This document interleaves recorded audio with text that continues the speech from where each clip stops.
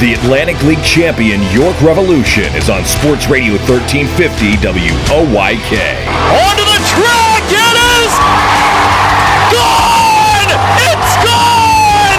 Revs Baseball on WOYK is brought to you by PeoplesBank, WellSpan Sports Medicine, Shipley Energy, Maple Donuts, Broadway Transmission, Flying Feet, Dasher Investment Services, York Mitsubishi, Kochman Kunkel Insurance Group, Heritage Lawn and Landscape Care, Rudders, Pennsylvania Lottery, Neighborhood SureSave Markets, PSECU, Kona Ice, Smith, Mayer and Little, York County Bar Association, and by Downtown Inc.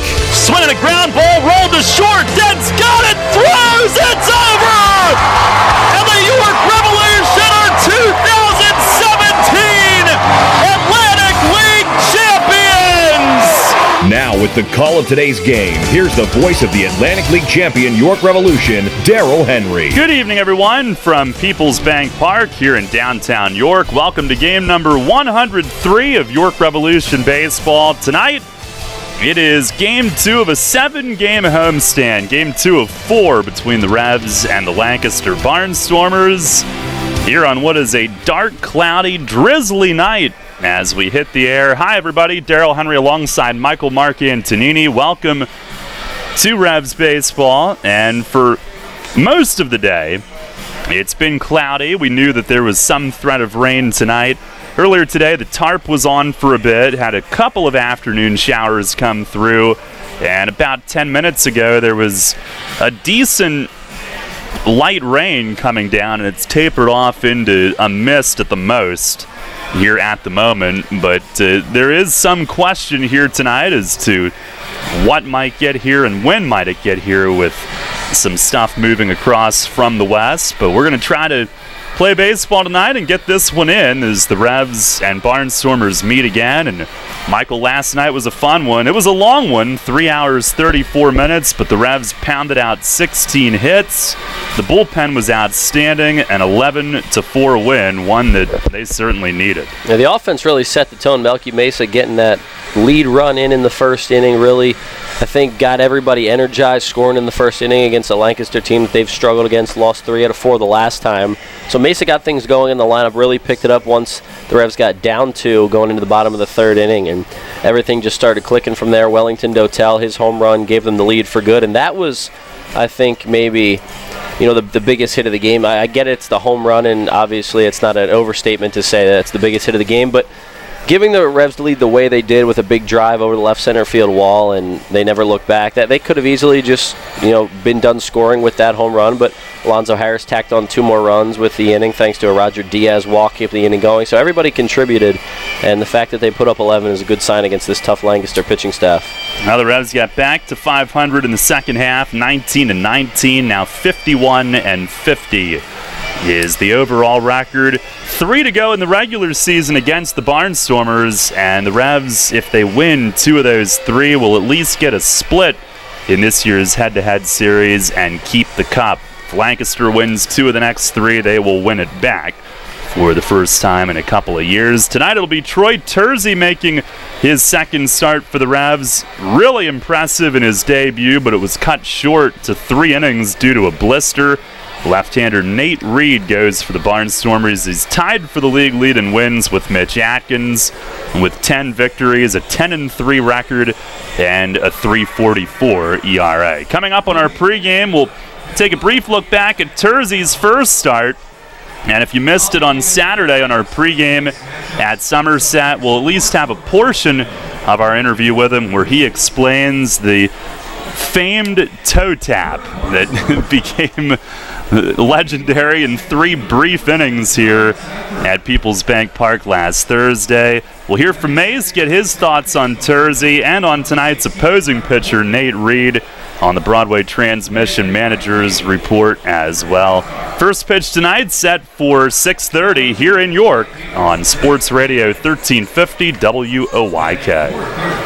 Show your patriotism and Revs spirit with the new York Revolution Hat Pack. Get 6 undated ticket vouchers to use any way you'd like and 2 parking passes, plus an exclusive Revolution hat featuring the Revs logo in red, white, and blue. It's an exclusive design from York's own Legacy Athletic and one you can only get through this special offer. The Revs Hat Pack. 6 game ticket vouchers, 2 parking passes, and an exclusive Revolution baseball cap, all for just $75. Get yours while supplies last at YorkRevolution.com or 717-801-HITS.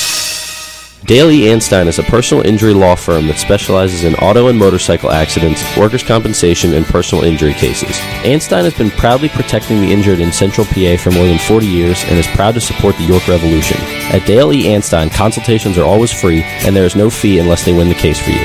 To learn more about Dale E. Anstein, or if you're in need of representation, go to AnsteinLaw.com. That's ANSTINE law.com. We are your auto loan experts. Hello, I'm Sue DeStefano, President and CEO of First Capital Federal Credit Union. With terms you can trust and competitive rates as low as 2.49% APR, First Capital is the first place to go when you're looking for an auto loan. At First Capital, you're a member, not just a number. You can apply for your loan online at firstcapitalfcu.com or stop by any of our branches. First Capital, putting you first. Federally insured by NCUA. First Capital Federal Credit Union. Need to get some cash? No problem. Head to Royal Farms, step up to the ATM, and get your cash for nothing, cause there is no fee. Yep, that's the way we do it at Royal Farms. Some retailers charge to use their ATMs. We don't. Our ATMs are surcharge free, so you can always get cash for nothing, cause there is no fee. Anytime at all Royal Farms ATMs. A bank or credit card fee may apply. Listen live, on demand, and on the go. Download the new WOYK app on the Apple and Google Play stores today.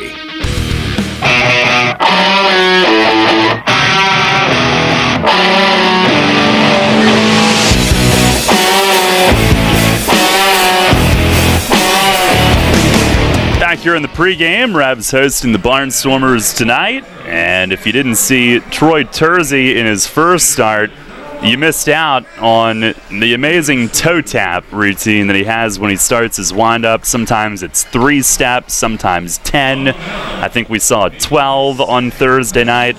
So as part of our conversation on the pregame at Somerset the other night, and we will upload the entire thing to our SoundCloud page, which is available through WOYK1350.com and the new WOYK Apps Archive Center. You can hear the whole conversation.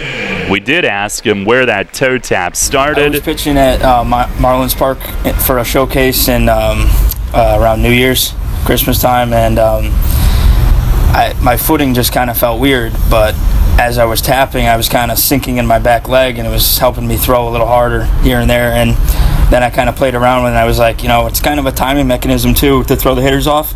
Sometimes I'll peek my head up, look at them, they'll be like, what's going on? And I'll go back.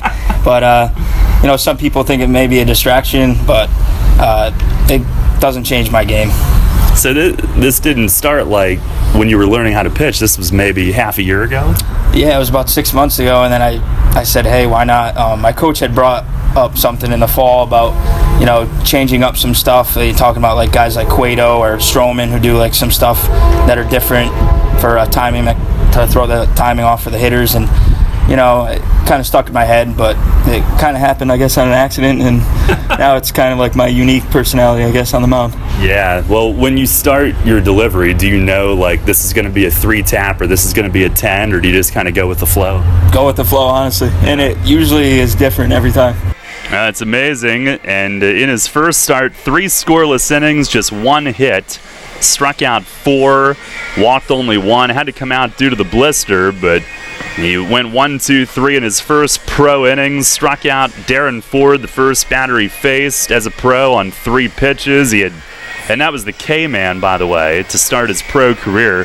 Struck out 2 of the first 3 to begin his pro career. And Michael, the amazing thing is, this is the toe tap routine with his windup becoming part of his identity, but like he told us, it started for him less than a year ago. It's not something that he's done his whole life. Yeah, it's pretty impressive, and it's also impressive that he made that pretty big change in his delivery of the plate after a junior year at Keystone College where he was just flat out dominant, and then dominant again, even better his senior year. So I guess that toe tap did help out a little bit, but either way, it's exciting to see a young guy having some success. I'm a little disappointed I missed his debut, but it's going to be fun to see him tonight. Yeah, looking forward to it, and hopefully we get the entire thing in without interruption. There's still a very light drizzle coming down as we speak, and it did have a rain shower at about 6 o'clock that left Fletch kind of looking in. Obviously the pitching coach is going to be down with the starting pitcher during pregame warm-ups. It kind of left him looking in from right field wondering, well, do we want to start warming up just yet or not? But after 5 to 10 minutes, it did taper off, and maybe just a little mist coming down at the moment. But the umpires making their way to home plate as we approach game time tonight. We'll hear from Mace on the Broadway Transmission Managers Report up next. You'll always hit it out of the park with great Best Yet products from your neighborhood Sure Save stores. Like party platters with $18.93 deli items. Team up Best Yet hot dogs with Best Yet kettle cooked chips. And get Best Yet 12 packs of soda and Best Yet Rising Crust pizzas at Saubles Markets in Shrewsbury, Stewartstown, Whiteford, and East York. And at Nell's Market Fresh Foods in Spry. High school football kicks off this month on WOYK. The action starts Friday, August 24th as the West York Bulldogs visit the Central York Panthers. Join Gareth Hissong and Brett Petrak at 6:30 on our brand new WOYK Preps YouTube. Subscribe to WOYK Preps on YouTube to watch live and on demand, also available through WOYK1350.com. The game of the week presented by WellSpan Sports Medicine, starting Friday, August 24th on WOYK Preps on YouTube. Hi, this is Dan Patrick. Join me weekday mornings at 9 on Sports Radio 1350 WOYK.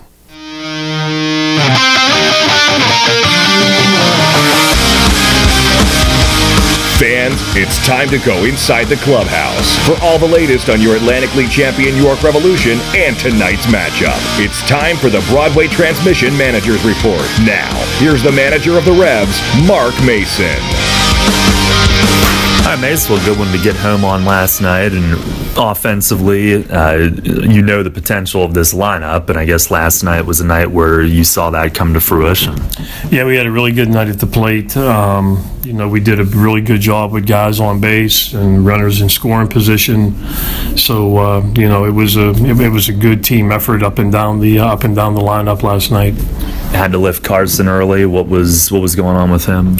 He's having a little issue with with his ring finger on his throwing hand, but I mean it was nothing. I don't know what he had going on there, but he said it felt weird. It was a little numb at some point, but but I mean the docs and everybody looked at him, and so he's fine. I talked to him today, so he's good to go. All right, so you go to the bullpen early. You got Piguero and Pugliese for a couple of innings each. They were outstanding.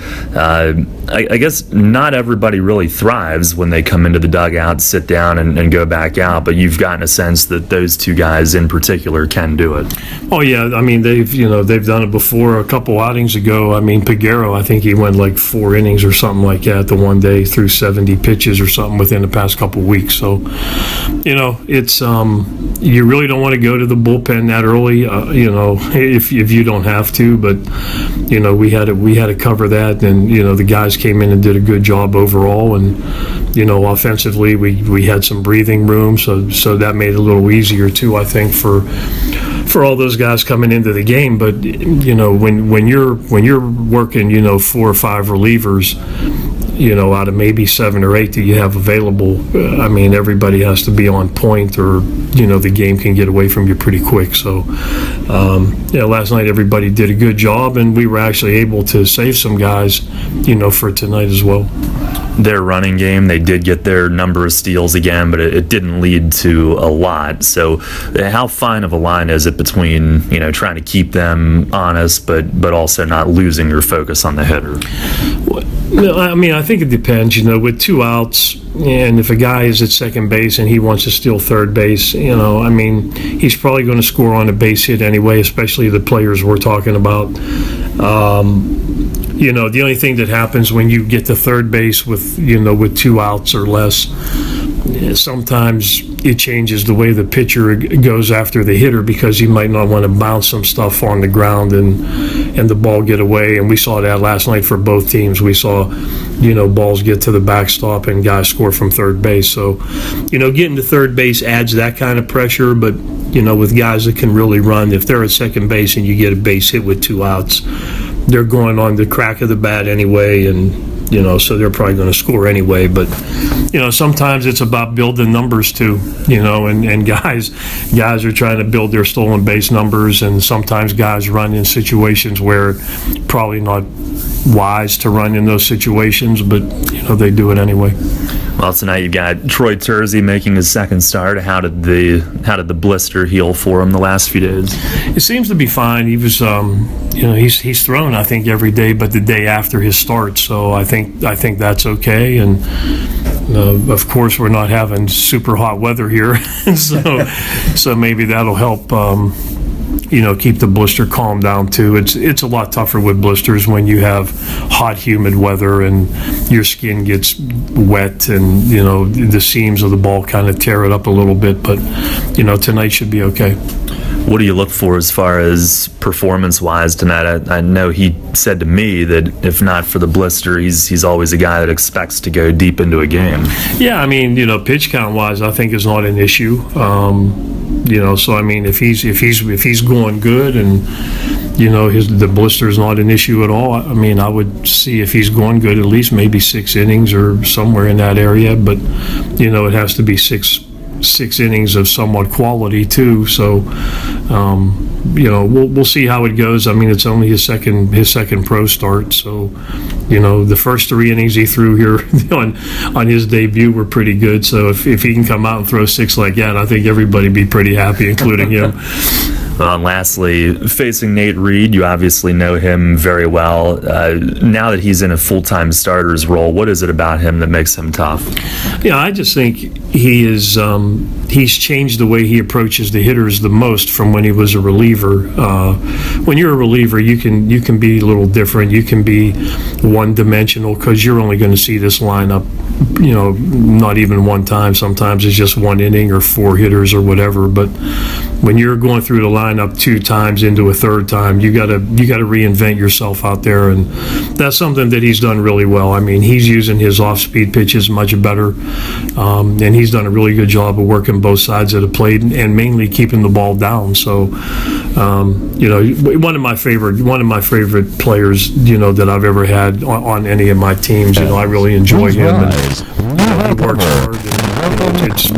It's always fun to go against him, and and just the competition part of it. But just a good quality guy, and he's really turned himself into a good starting pitcher. All right, Mace. Thanks a lot. Good luck tonight. Yep. Thank you.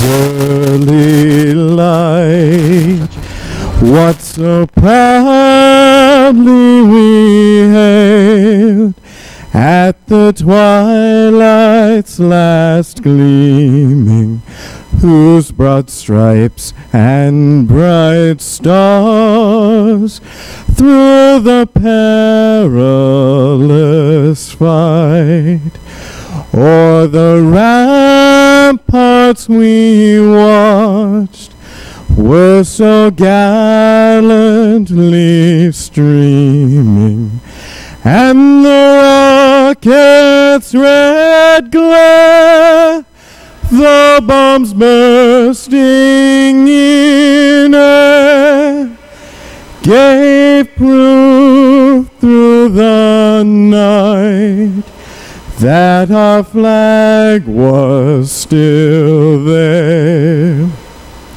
Oh, say does that star-spangled banner yet wave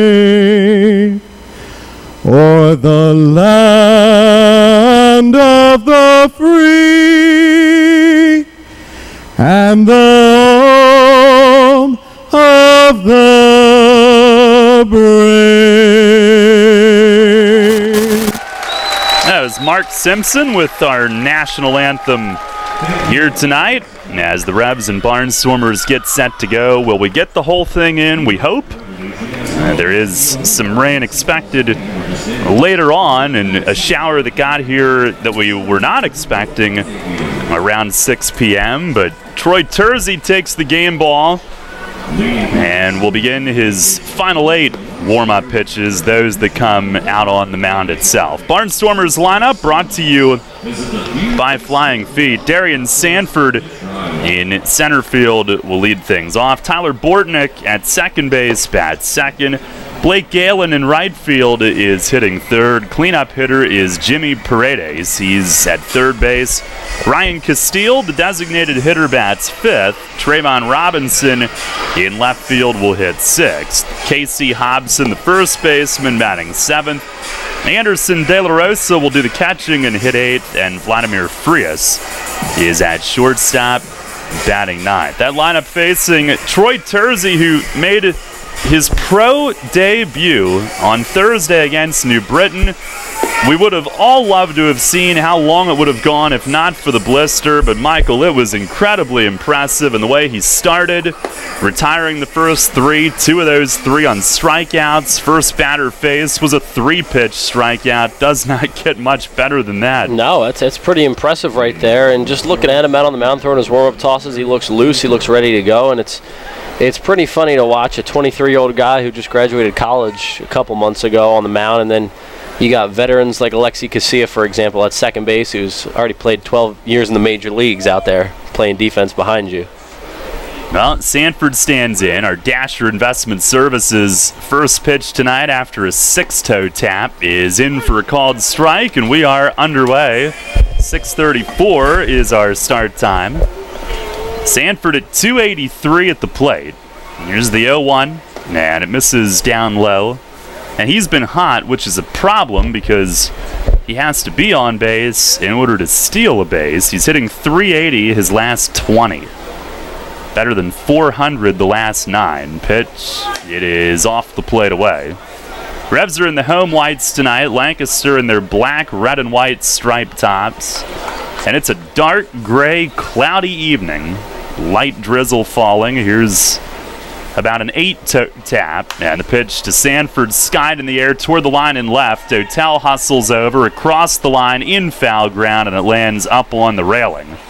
Out of play, it bounces out to the arch nemesis. 2 balls, 2 strikes. Our weather brought to you by Heritage Lawn and Landscape Care. Obviously, as we've detailed, we're keeping an eye on it further, but at game time, the gray and drizzly conditions we mentioned, and the temp on the board is 80 degrees. 2 balls, 2 strikes. Terzi winds, kicks, fires, and a swing and a foul, third base side and out of play. It is Silvio Martinez who's behind the plate tonight. Carlos Dano at first. And Jorge Terran, who had to fill out some paperwork after the game, is at third. Now a good, maybe 15 taps. Pitch to Sanford is pulled in the ground at second. Casilla to his right, knocks it down, picks up, throws him out. 1 away as Terzi gets the speedy leadoff man to start his second start. And Alexi shifting to his right, knew he didn't have a lot of time to mess around with Sanford running, and he gets the job done. Already a great start as he gets Sanford off, keeps him off base. That's big time. And the guy, it's almost the inexperience. It's almost as if that's going to help him moving forward. He doesn't know these hitters. It's not like that can get in his head knowing certain tendencies because he doesn't really know them. Here's Bortnick. First pitch fastball is just outside. And a first pitch strikes, now he missed there, but first pitch strikes are going to play at any level. And you can get outs anywhere if you pound the strike zone. Now the 1-0, and it is just inside. Bortnick hitting at 182. 5 homers, 36 driven in. Certainly a down year for him to this point. Here's the 2-0, and that sinks in for a strike. Terzi, who told us that he always believed he'd have pro potential, but getting to that 90-mile-an-hour benchmark was big for him, even though, in his words, as Bortnick backs out, it's not that hard anymore, the way guys are throwing nowadays. But he's not the biggest guy. He's listed at 6'1", 205. And now winds. Here's the 2-1. And a check swing foul tip on a slider. And that's the other thing we were told about him ahead of time. Good slider. And fastball 88 to 92. Got a 3/4 arm angle so he can get some run and sink to it. Now the 2-2. And a line drive, center field, and that's going to get down in front of Witherspoon, who's over on a hop to play it toward right center. Now Bortnick, the one-out base runner. Revs defense tonight, it's Dotel in left, Witherspoon in center, Harrison right as they give Mitchell the night off. In the infield, Castillo at third, Dent short, Casilla second, Nash first. And it is Diaz, the everyday catcher these days, behind the plate. Here is Blake Galen. He's hitting .293, league best 22 homers and 73 driven in. Revs held him 0 for 5 last night. He's now hitting .241 against York, but does have 3 homers against them. And Terzi the pitch. It is just off the plate away. That didn't miss by much. He is 23 years old. He'll be 24 in December. From Wallingford, Connecticut. He's been living in Scranton. Fires, and there's a called strike. Keystone College is in the Scranton area. And he's the second Keystone great to come to York. Scott Grimes, a product of that school. Terzi said he had heard of Grimes' name. The 1-1. And it misses away, but time had been requested, apparently. No pitch. Lights are about halfway on. And the darkest skies are off toward East York at the moment. As Terzi throws over, it's a mix of different shades of white, gray, and dark gray in the sky.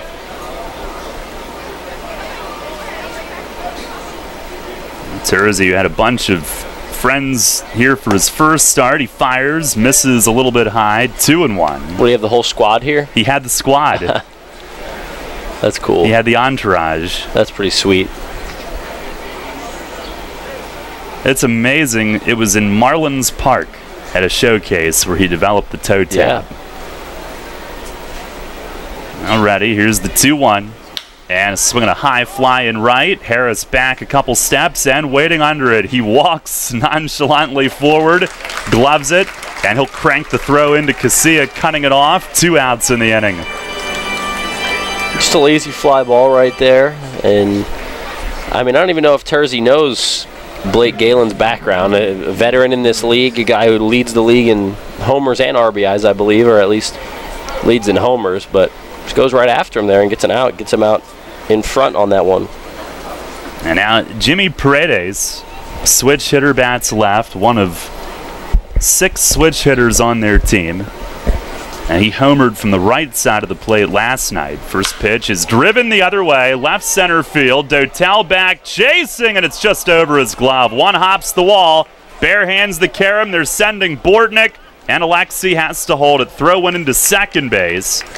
And Alexi thought better of making the relay from there. It looked like a wise decision. Bortnick scores from first. It's the first run against Terzi in his pro career. Paredes, the former big leaguer, an RBI double the other way, and Lancaster a 1-0 lead here in the top of the first. Ball was smoked. I'm surprised Dotel was even in the area of that ball. He got it in quickly and played it well off the wall, and maybe if he gets it in a half second quicker, now it's not his fault that he didn't, but if he does, then maybe Alexi tries that throw home and maybe they have a shot. 11-game hitting streak for Paredes. Here's Castile now, and a ball down and away, slider missing. Ryan Castile is one of many Barnstormers currently hot, and he might be the hottest. He is coming off a 4 for 5 night last night. Caught last night, DHing tonight. Here's the 1-0. And a swing and a miss. He chases a slider that ends up off the plate. His last 21 games hitting .397. Hits in 19 of those 21. Overall, he's at .315 with 10 home runs. He's hit .388 against York. 1-1. Breaking ball, hit in the air, center field. Witherspoon backtracking, but he's there. Reaches up, makes the grab. And that will end the top of the first inning. Castile flies to straightaway center. Barnstormers do score a run on 2 hits, 1 man left. And at the end of a half inning tonight, it's the Barnstormers 1 and the Revs coming up. Are you one of the many people that has a 401k that is eligible to roll over, but you just haven't done it yet? Maybe you're not sure where was the best place to put it. I'm Tom Dasher of Tom Dasher Investment Services. I specialize in helping you getting your 401k and IRA money parked in the best place for you. So if you haven't rolled your 401k yet, or if you're not satisfied with your IRA, call me for a consultation at 487-2096. That's 487-2096. And check out my website at tomdasher.com. Sports injury?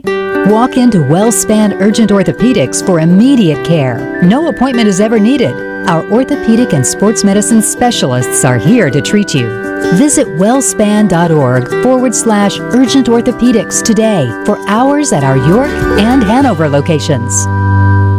There's a lot of talk out there about good health care. We all want a good plan. But step outside and take a good look at all those beautiful trees and shrubs in your yard. Do you have a plan to maintain their good health? Heritage Lawn and Landscape Care has a veteran staff of 12 fully licensed and trained tree health care professionals to rely on, including 10 certified arborists and 3 PA certified horticulturalists. So don't let your trees and shrubs fend for themselves against Mother Nature. Visit heritagelawnandlandscape.com and get world-class care right in your backyard. The Revolution plays here. Play ball! The new Sports Radio 1350.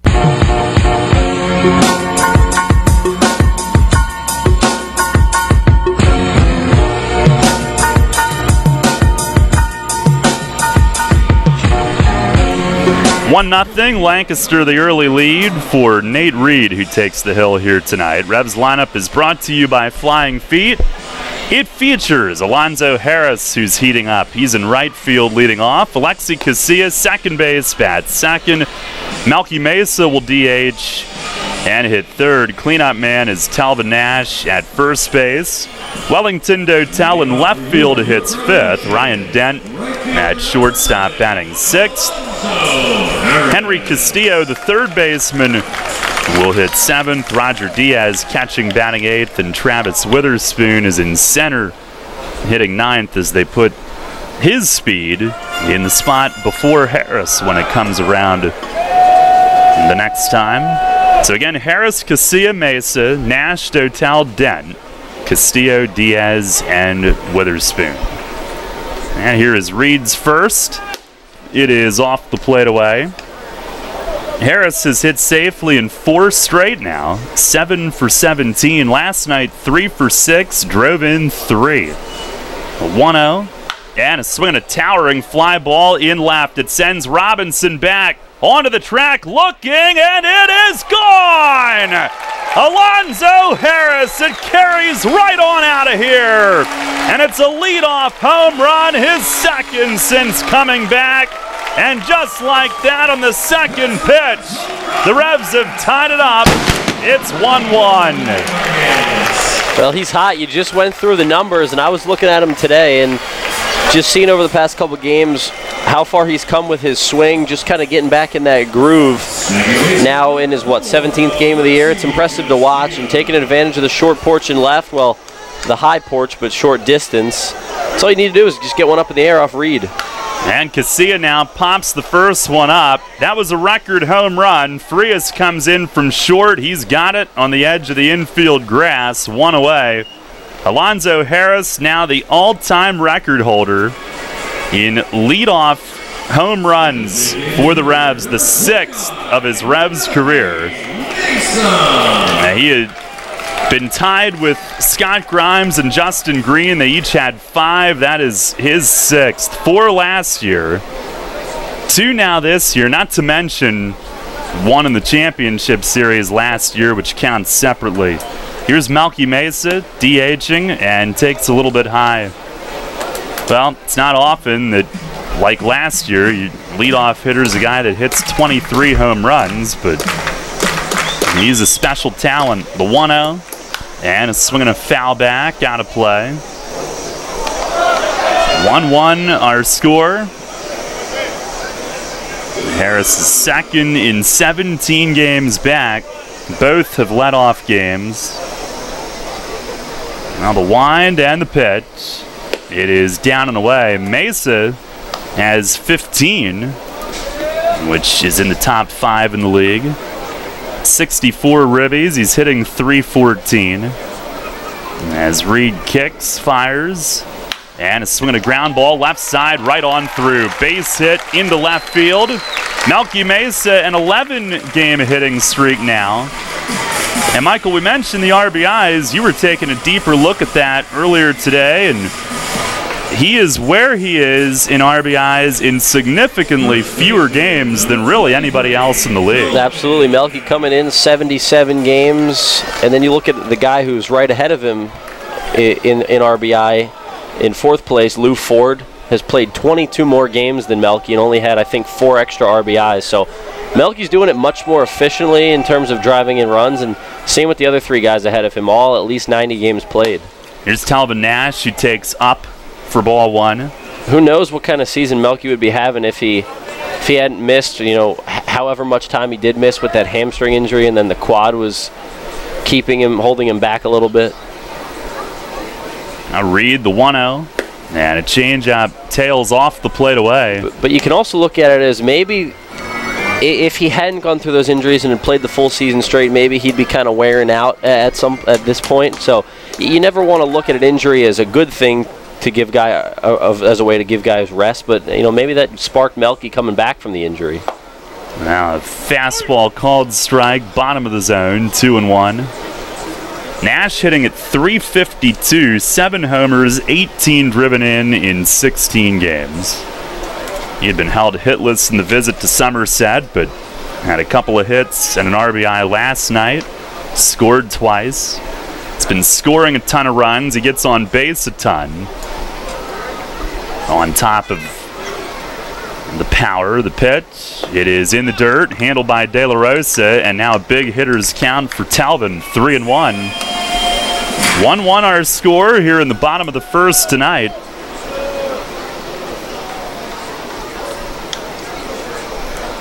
Totel, who went yard last night, is on deck. Reed's start pushed back a day. Everybody's was. Here's the 3-1. And a swing and a foul back over the roof. He would have started last night. They decided to go with Joe Gardner, who did not start Sunday due to their rain fiasco. He had been warming up twice. Too many pitches thrown warming up once they failed to start the game a second time, and they couldn't ask him to do it a 3rd time. 3-2, and a line drive, right center field. Galen was deep. He can't get it. Down for a hit, all the way back to the wall. Mesa around third. He's being sent, and the relay cut off. 2-1 York. Talvin Nash pumps his fist at second, an opposite field RBI double. He's driven in 19 in his first 17 games back. And that one a line shot the other way. 2 guys doing damage early against Nate Reed. The 2 guys he hasn't faced this year. The success for Reed has come against, some of the guys in this Revs lineup, most of them that are still there, but a lot that have departed at this point. But 2 guys he has not seen are the 2 guys with extra base hits in the inning, Harris and Nash. And then both have seen him before, so that bodes well for them. But it's fun to watch these guys hit. Now Dotel, first pitch, that's down low, and Galen came close. He reached out, the glove on his right hand, which him being left-handed allowed him to be a little closer on that play, but it sailed just out of his reach.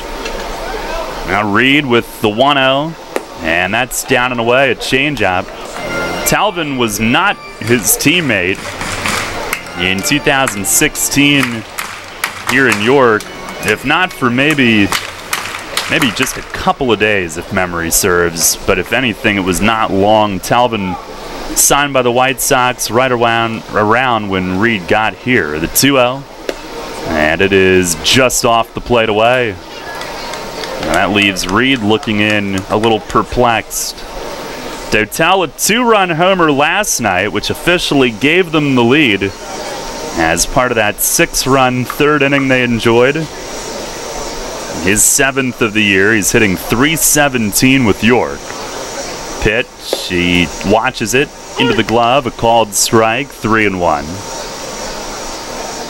Reed's been one of the league's top starters, tied with Atkins in wins.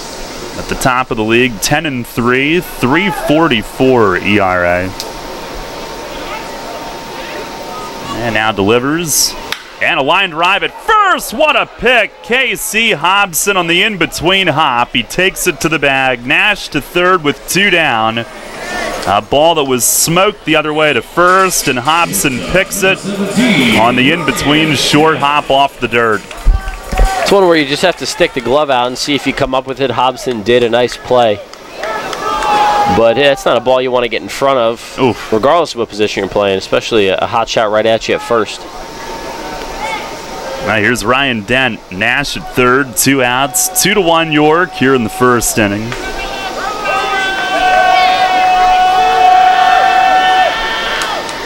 Now Reed kicks, delivers, and it's over for a strike. Reed against York, 4-0 in 4 starts, 1.64 ERA,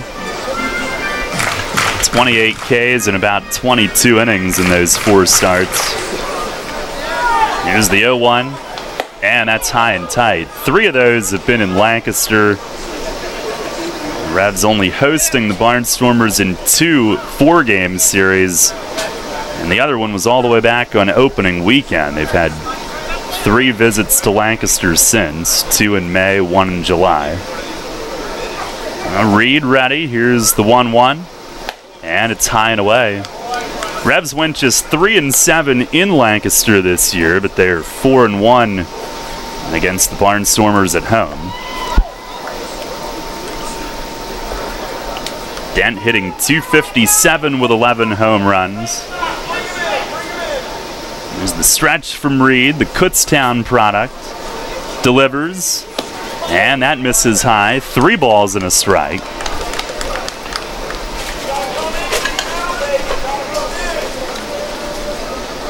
Now a hitter's count for Ryan. Reed has his sign and delivers, and a swing and a high pop fly, shallow center. Darian Sanford coming in under it, waiting, and makes the grab, drifting back to his right as it came down. But the Revs with 2 on the board in the first inning tonight. 3 base hits, 1 man left. It's on to the second with the Revs on top, 2-1. You line your feet up on the edge of the starting block, shake out your arms, and then you push off the block in one fluid motion, fully extending your body and cutting into the water with nothing on your mind but the mechanics. You're a swimmer, and whether it's practice time in the pool or crunch time at a meet, Flying Feet is with you every stroke of the way. Flying Feet.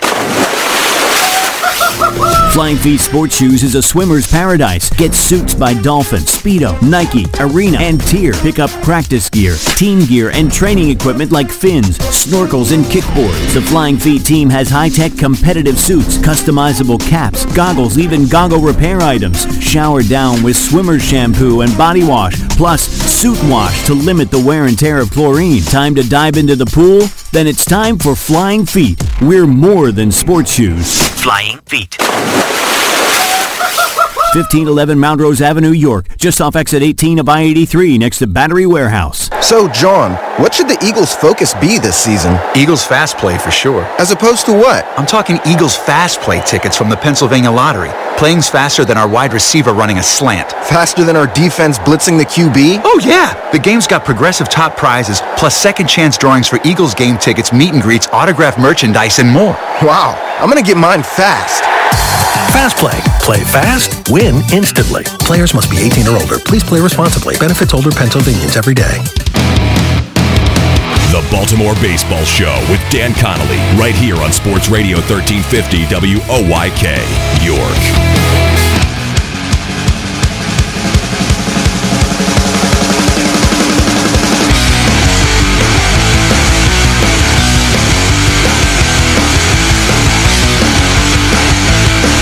Pretty good answer from the Revs, who lead it 2-1. Several hard-hit balls against Nate Reed in that first inning. Troy Terzi back to work.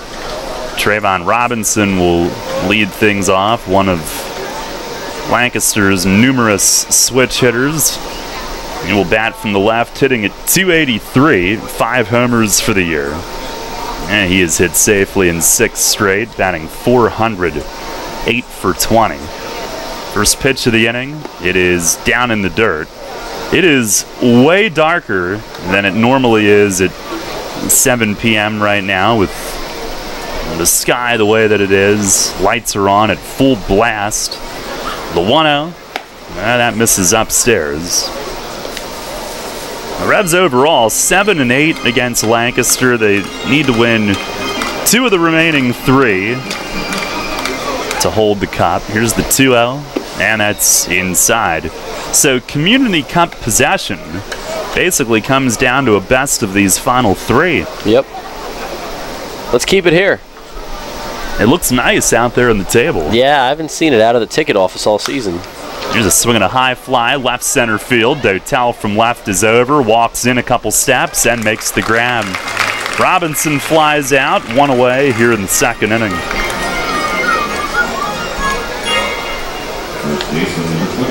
Bring on Casey Hobson. Hobson had been in the Blue Jays system. When he was let go, his dad brought him to Lancaster. And then a lot of former Blue Jays farmhands came along. First pitch, he swings, drives it the other way, deep left field. Dotel faking the catch, turns, looking to play it. It's high off the wall. He's got the carom. Rifles towards second, but Hobson is there standing with a double. He might have been looking for a pitch away, went with it, and hits it high off the newspaper and left. How did that thing stay in the park is what I want to know. I thought that was for sure going to clear because of the height. It must have hit the top of the newspaper out there. I can't tell because it's white on white. I think that's what it hit because we would have seen it hit off the green or even the black below it, but... Oh, and to the point about all the Blue Jays farmhand, is that why there's so many former Blue Jays in this league? It seems like everyone either played for the Blue Jays or the Mets. A lot, well, yeah, a lot of them went to Lancaster for sure. Hobson knew them. The wall might have helped out Terzi and the Revs there. Here's Anderson De La Rosa, and he lays off a breaking ball away.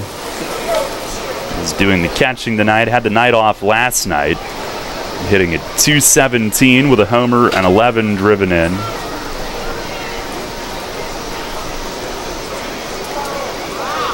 Terzi to the belt, checks second twice, stares at Hobson, now home, and a slider low.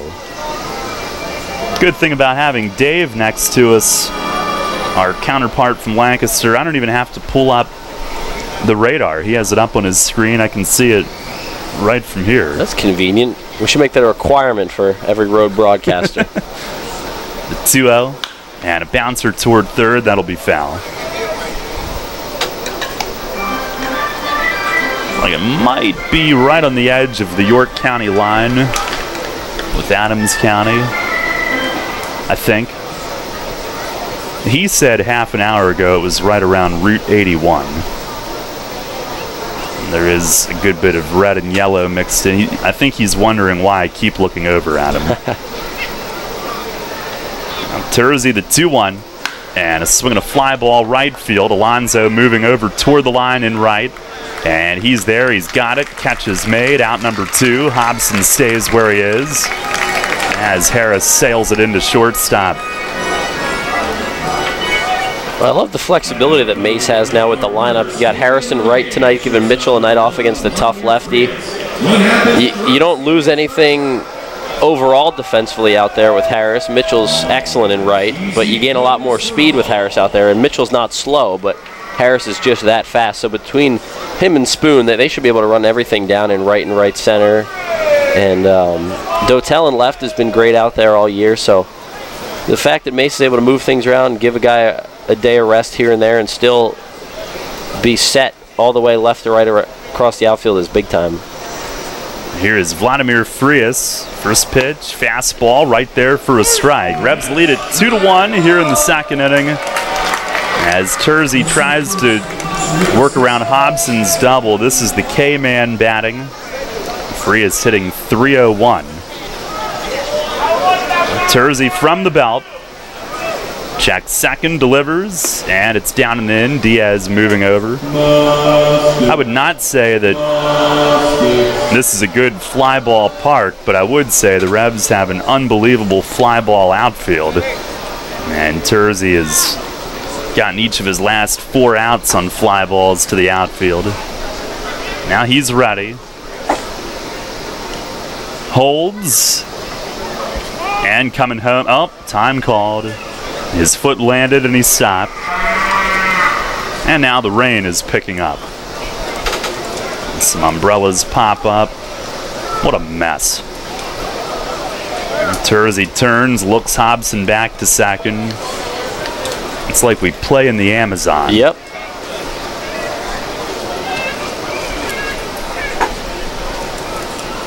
We need some like rain jacket company to sponsor the Revs. Here's a swing and a fly ball, center field. Witherspoon right there waiting on it, right at him as he looks up into the rain and squeezes it. 3 fly ball outs in the inning. No runs, 1 hit, 1 left. Midway through 2 tonight, it's 2-1 York. Money and business are essential to the strength of a community. So is cheering and celebration and music and fun. That's why York Revolution games, concerts, youth sports, special events, and more happen at a place called PeoplesBank Park. PeoplesBank has been serving York County for more than 150 years. Always cheering, always celebrating, always committed to the things that make York County great. And to you having a great time at PeoplesBank Park. Peoples Bank, member FDIC, equal housing lender. You'll always hit it out of the park with great Best Yet products from your neighborhood SureSave stores. Like party platters with $18.93 deli items. Team up Best Yet hot dogs with Best Yet kettle cooked chips. And get Best Yet 12 packs of soda and Best Yet Rising Crust pizzas at Saubles Markets in Shrewsbury, Stewartstown, Whiteford, and East York. And at Nell's Market Fresh Foods in Spry.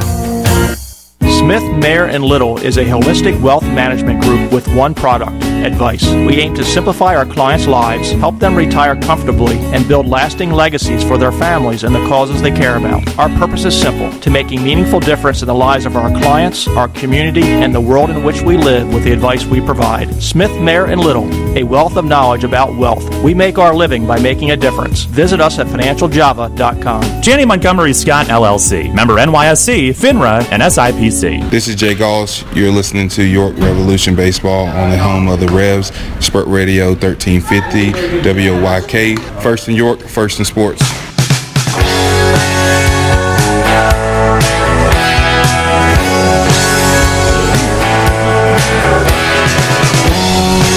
Revs a 2-1 lead as we will play through some light rain. Going to the bottom half of the second.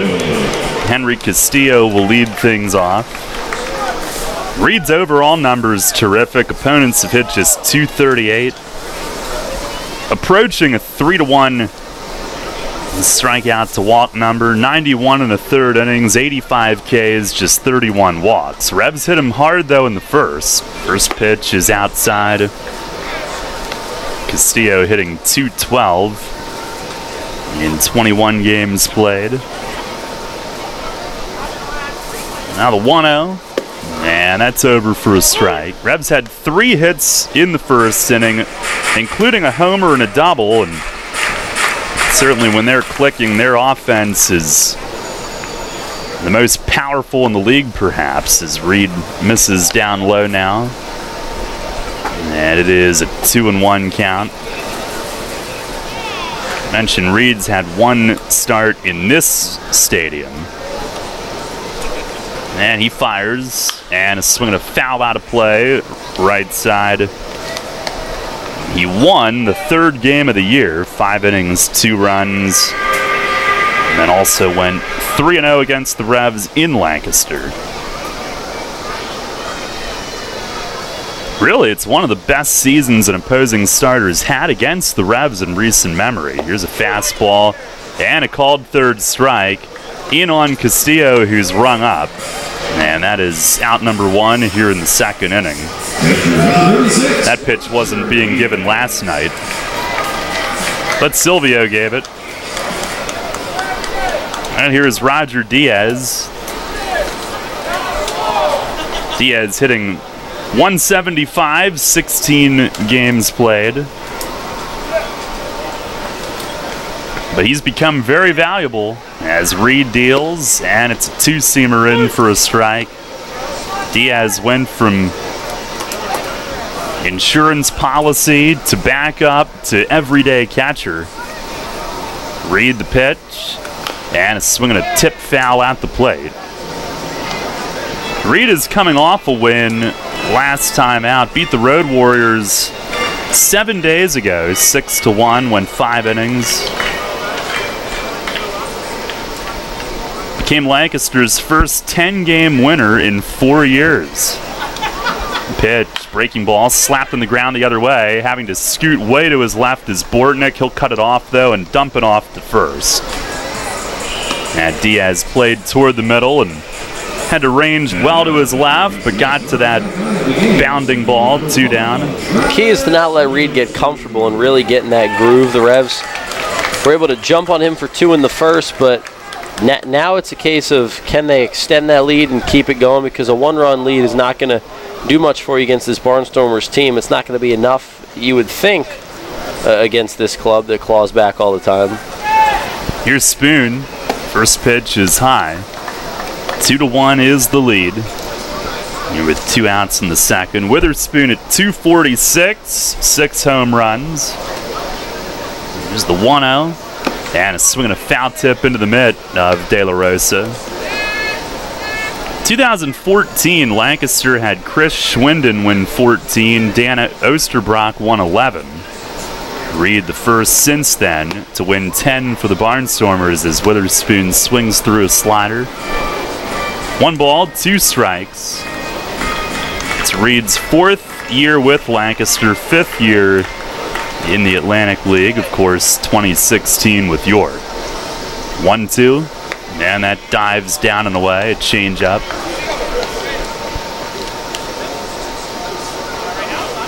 He's now their all-time leader in strikeouts in Lancaster. Took over that career mark last time out. Pitch here is swung on and missed. Witherspoon reaching for 1 away, and Reed with a 1-2-3 inning has his first 2 strikeouts in tonight's game. Now we'll go to the third. It remains at 2-1, Revs advantage. Sports injury? Walk into WellSpan Urgent Orthopedics for immediate care. No appointment is ever needed. Our orthopedic and sports medicine specialists are here to treat you. Visit wellspan.org/urgent orthopedics today for hours at our York and Hanover locations.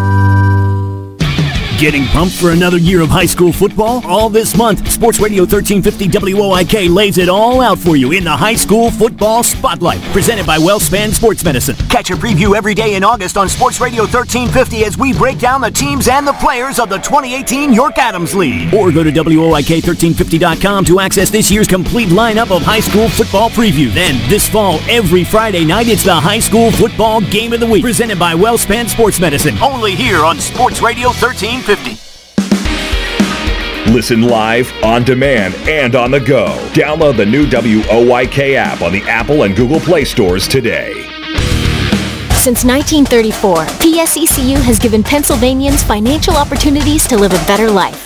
We are a credit union who offers valuable free and low-fee financial products, broad lending options, and outstanding money management for financing life.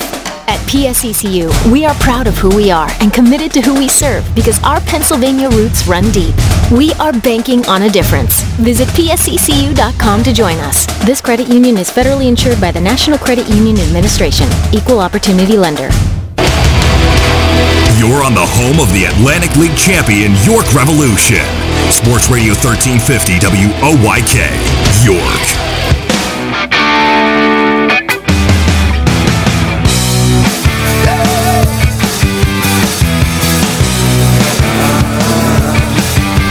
Two to 1, Revs lead it as we head to the third inning. Friday night, Revs are home. We're on radio, but our high school football coverage starts. It's presented by WellSpan Sports Medicine, and it's on YouTube, the only place until the Revs season ends. Then we will be on radio as well. But 6:30 Friday night, West York at Central on our brand new WOYK Preps YouTube channel. Bookmark it. Link is available through WOYK1350.com, of course. And it will be available through the new WOYK app as well. Here's Sanford leading off the third. Slaps the first pitch sharply on the ground to second, but right at Casilla. He throws him out, a one-pitch out, which is big because who knows when the rain might get heavier tonight. A quick out helps. Oh, we love one-pitch outs. Oh, yes. And it keeps that speed demon off base. He now has the most steals in the league since 2010. Sanford does 61. Just this year he has the most since 2010? Yeah. Did he get them all just this year? It seems like it. Here's Bortnick. And that's over for a strike. Yeah, the last player that had more than 61 was Wayne Lyden in 2010. And 66. 0-1. And a slider breaks away. Sanford's like a Billy Hamilton type player. I mean, both center fielders, left-handed hitters that, you know, will give you a good at-bat. And Sanford reaches base at a pretty high clip. Ball low, 2-1. But in terms of base stealing, Billy Hamilton, you know, without a doubt, probably the fastest guy in the major leagues, and usually leads the league in steals, but gets caught a lot. And the more you go, it seems like the more you get caught, and that's kind of what happens with Sanford. There's a fastball strike, 2-2. I mean, the guy's been caught 20 times this year. 60 for 80, I think he is. Still a lot more successes than failures, but there are opportunities to get him out. But like Terzi's doing, keeping him off base is the best bet.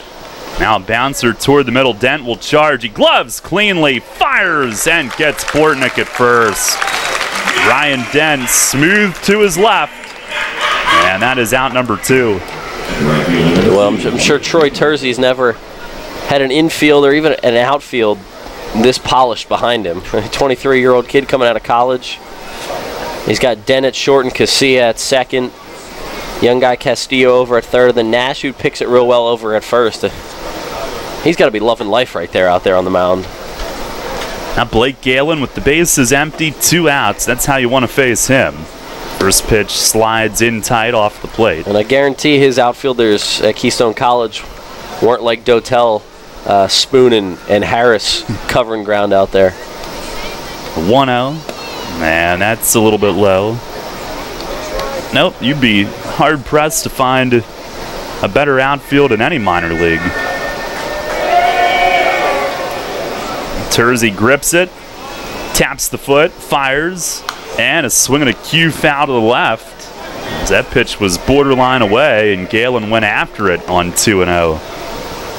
Almost took a chunk off the end of his bat.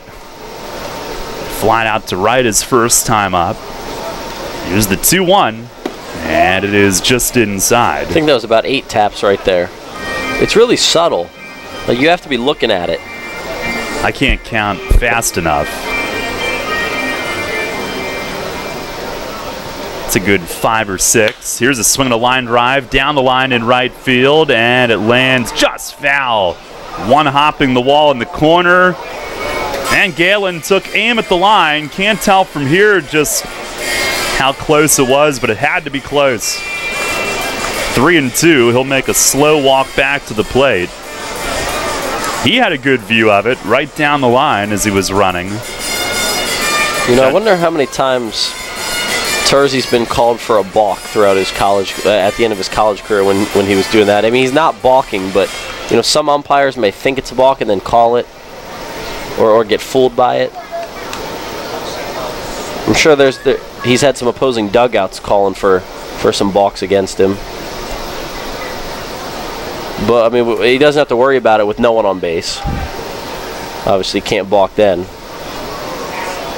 Now ready to go. Full count on Galen. And the pitch to him. He swings, pops it up foul, but straight back and out of play. I'm sure at some point, somebody in an opposing dugout is going to be trying to get under his skin about it, but he does not strike me as an easy one to get under his skin. He's pretty unflappable from what we've seen in a short time. Now steps off.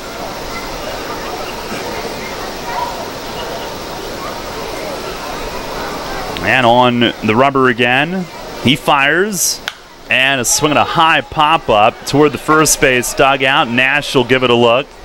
This one lands about halfway up the stands, though.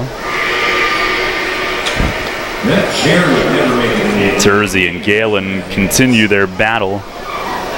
2-1, Revs lead it here in the third inning. Terzi looking for his first 1-2-3 of the night.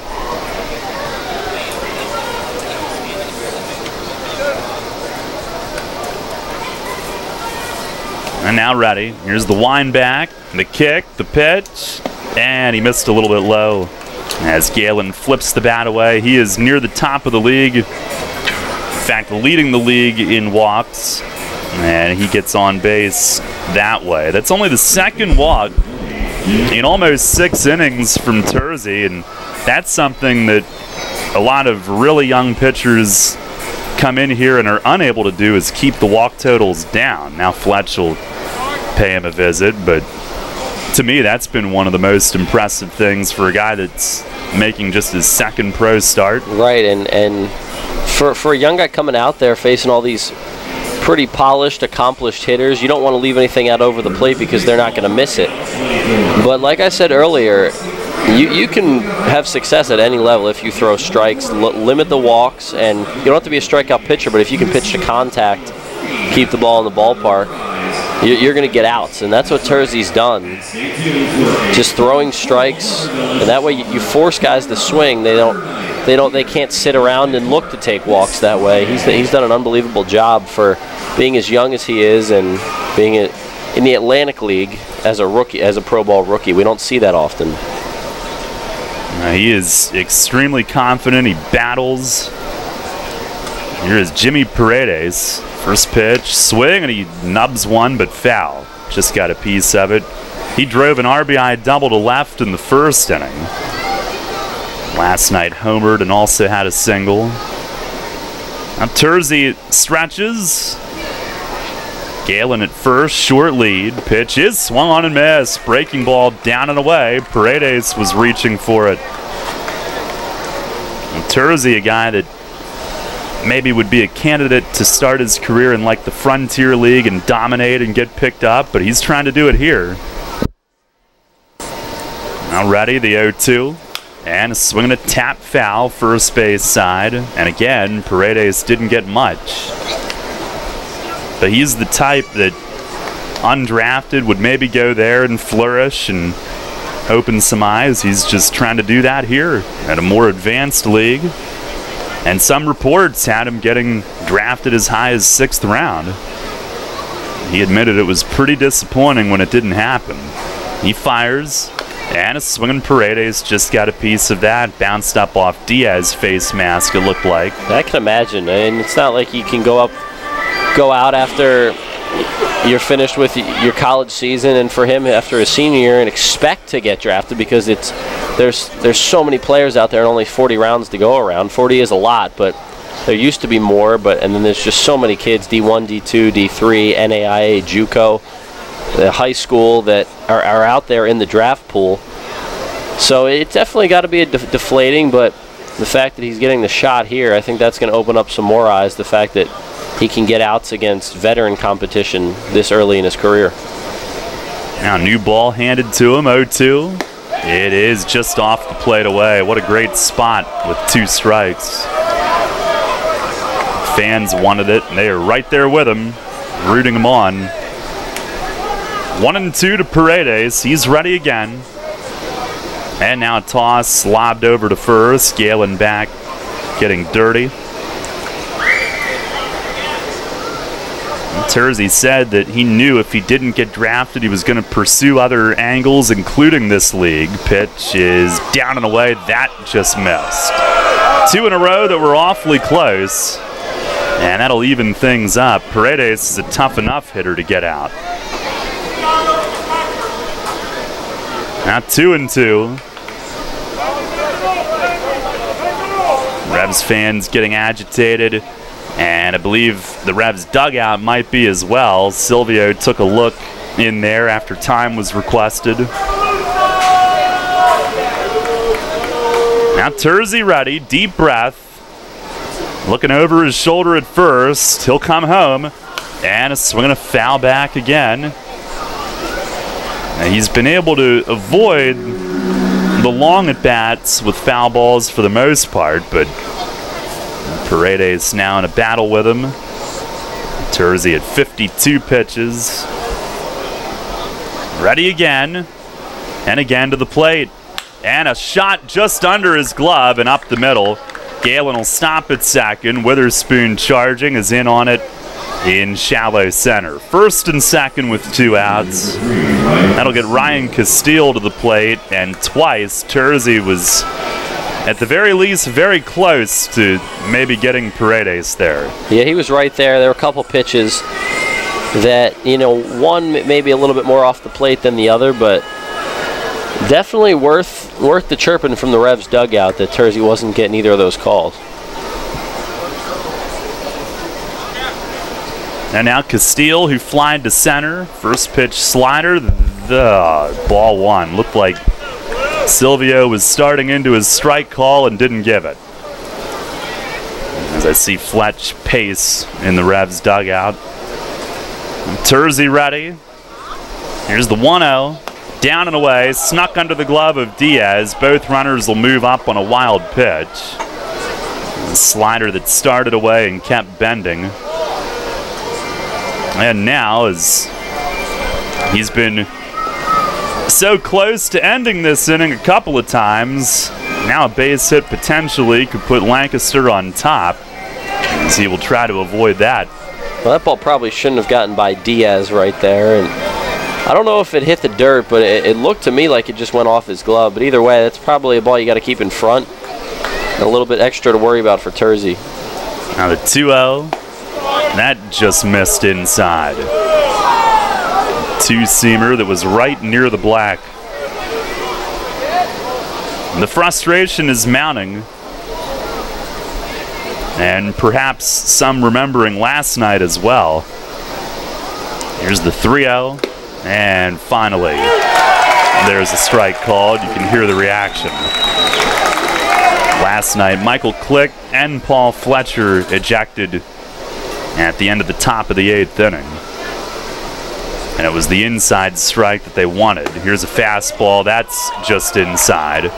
As Castile swung his arms upward. And he'll head down to first base.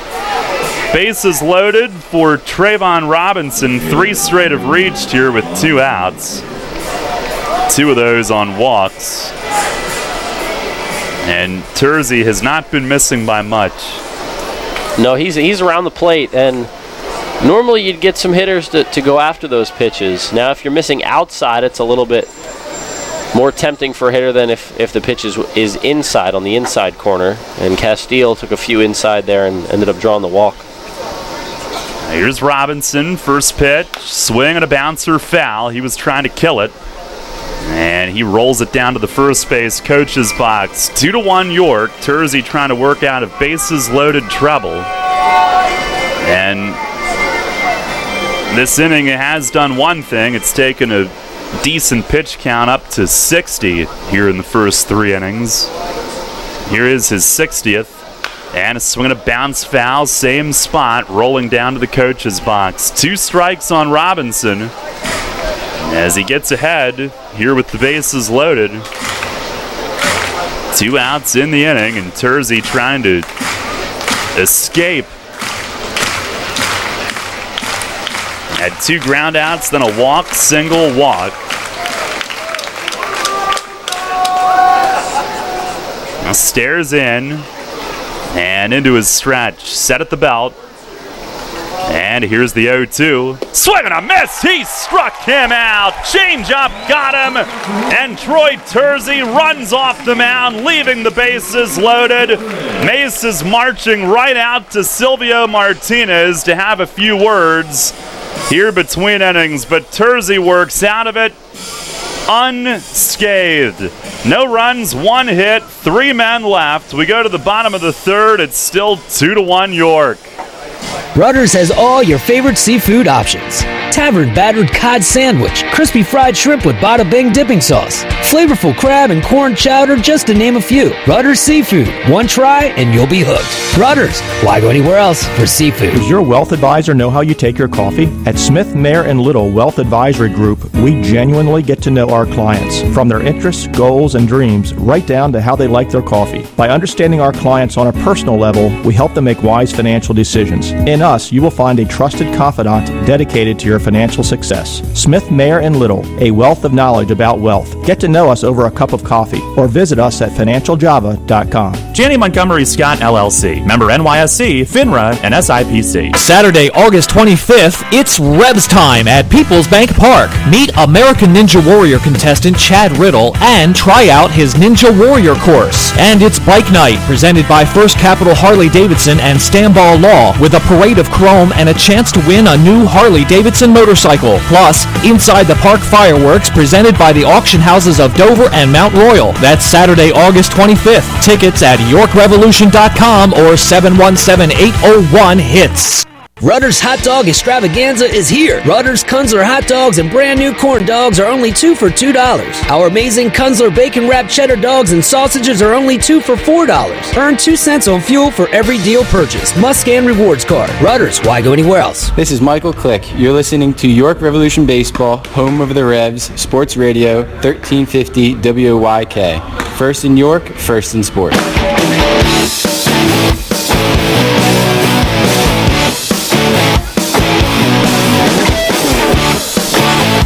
Revs lead at 2-1 as we go to the bottom half of the 3rd. Troy Terzi escaping bases loaded trouble with no damage done. Alonzo Harris will lead things off.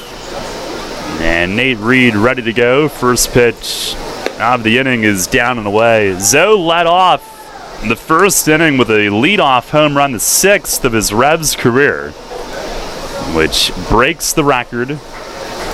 He is the all-time leader.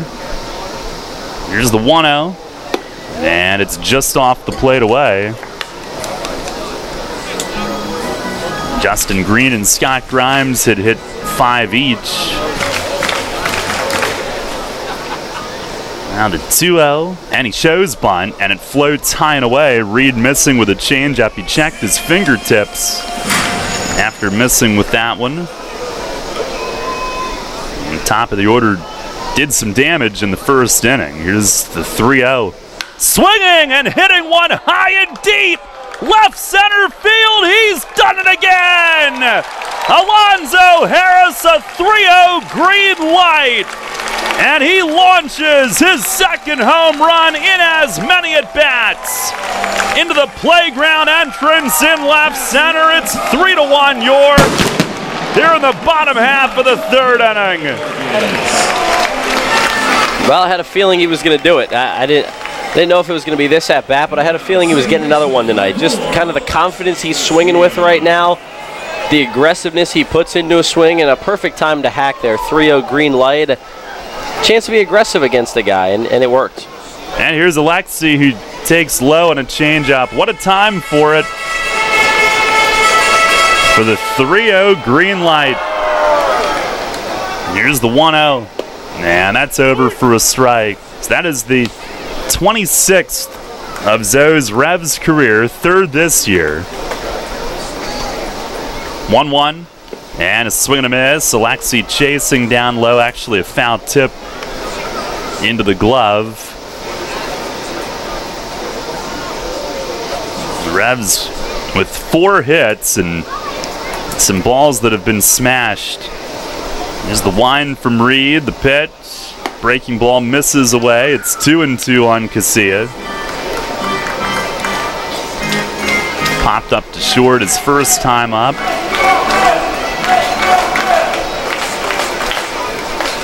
2-2. And is swinging a nubber out in front of the plate. He's got a chance here. Reed gloves it and can't get a throw off. Swinging bunt base hit for Alexi Casilla. You hit it halfway between the mound and home plate.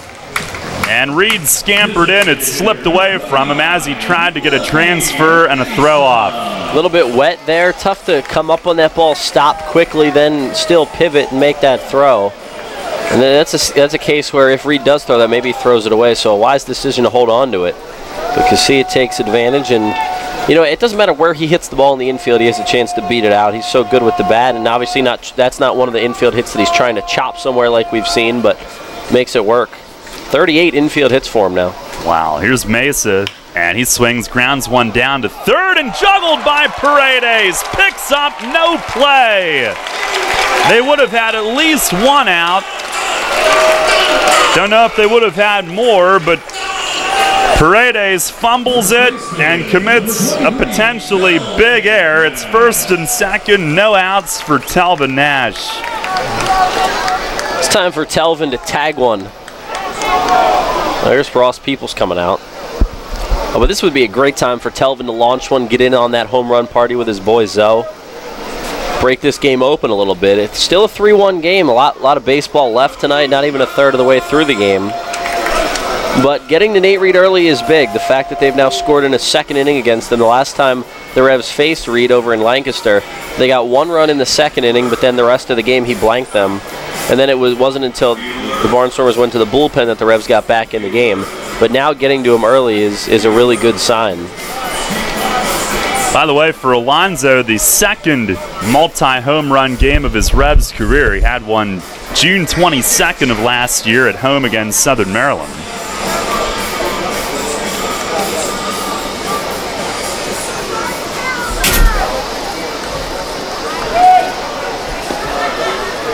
Here's Nash and an RBI double to right center in the first.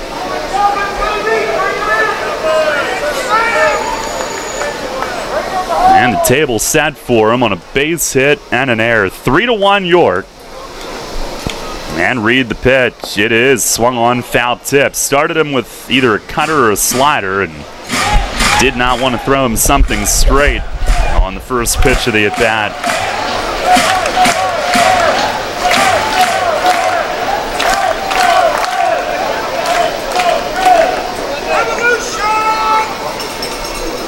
Revs with 5 hits to Lancaster's 4.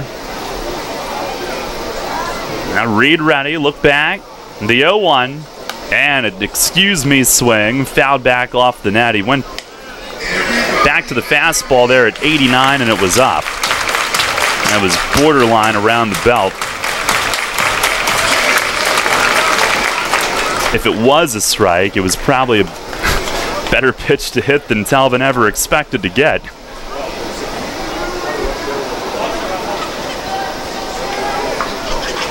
No balls, 2 strikes. And Reed steps off.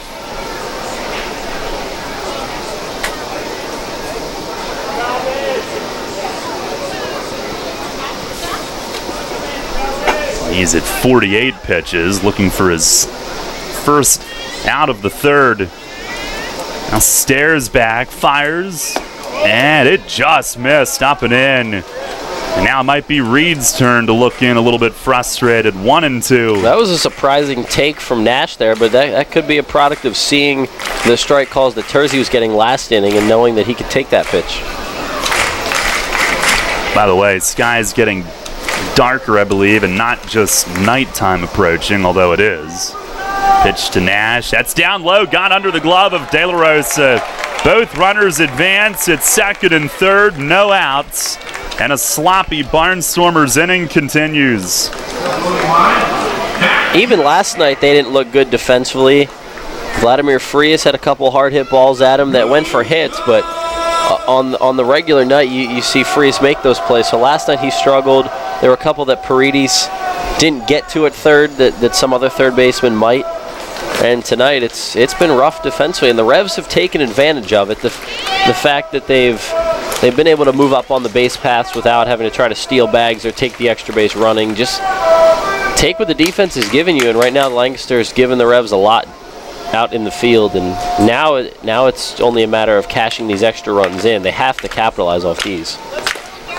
Barnstormers will bring the infield halfway with no outs. 2-2 count on Nash. And Reed steps off.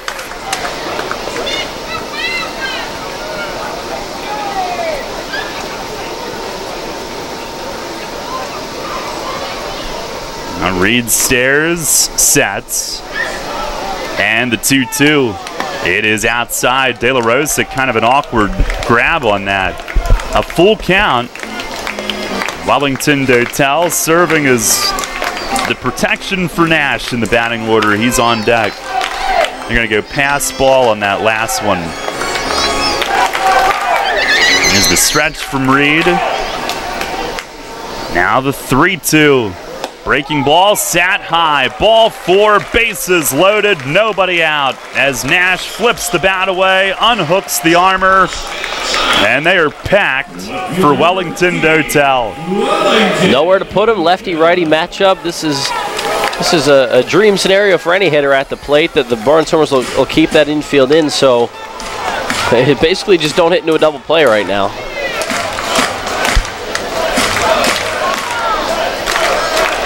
Dotel hit it hard but grounded to first on a great pick by Hobson in the first inning. Middle infield halfway, but playing to turn 2 perhaps. First pitch is down and away. Maybe they give themselves both options. If it carries their momentum in, maybe they can throw home. But a chance to turn 2 if it's toward the bag. Corners are in a little bit closer, of course. Here's the stretch. Now the 1-0, and it's down and in. De La Rosa had to move to his left. It bounced off Dotel's foot, and Silvio Martinez quickly said that did not hit him on the pitch. See a flash of lightning off to our left now. Barnstormers will get some bullpen activity, and a 2-0 count for Dotel with nowhere to put him.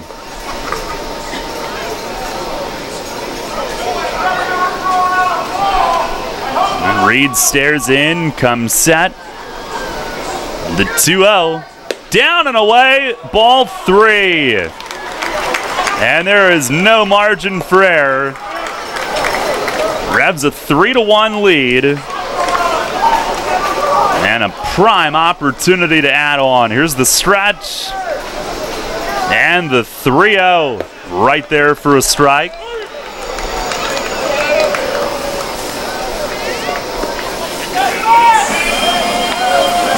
Reed, who was Atlantic League Pitcher of the Month in May. He's now 3rd in Lancaster history in wins, but he's in some trouble here. The pitch. Swinging a high chop at third. Paredes to his left. Gloves, fires to second. Turn is late. RBI for Dotel.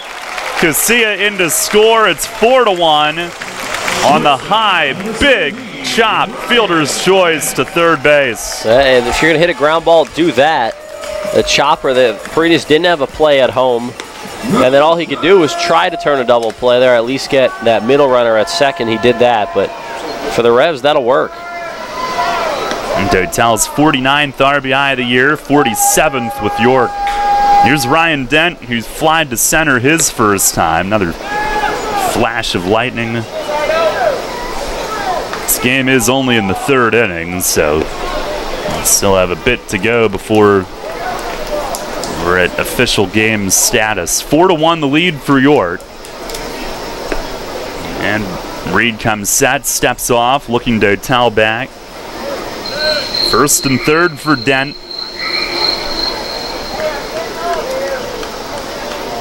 Now Reed ready. And the first pitch, it is a little bit high. Reed now just about at 60 pitches. Both starters likely will be through 3 innings. Already. Here's the 1-0. Dotel running, swing and a miss. Throw from De La Rosa down to second. It's cut off. Throw back home, and they're going to get Mesa. As the Barnstormers executed that one to a T. Bortnick cut in front of second to intercept. Didn't worry about Dotel. Threw home. It was in time to get Mesa, and I think Melky may have hesitated breaking from third, and that might be what cost him. It'll be 2-4-2 on the caught stealing. Yeah, that hurts, because now you don't run yourself out of the inning. It's still alive and only 1 out, but to get a runner thrown out at the plate like that is unfortunate. Now it's Dotel at second with 2 outs for Dent.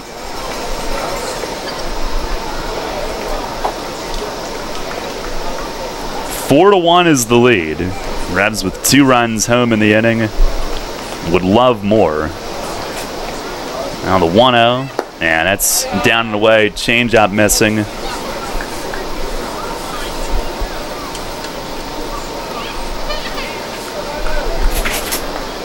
No, well, it is 2 outs. The scoreboard still reads 1. That threw me off too, but 2 outs now. Well, even so, it hurts to get that second run thrown out at the plate. Now the 2-0, swing and a miss, reaching for a changeup. It is a steal for Dotel, by the way. It's his 19th, 18th with York. Barnstormers have righty Waskar Brazaban up in the bullpen. On the stretch, might be 2-2 actually. Pitch to Den is foul tip to the backstop. Now it is.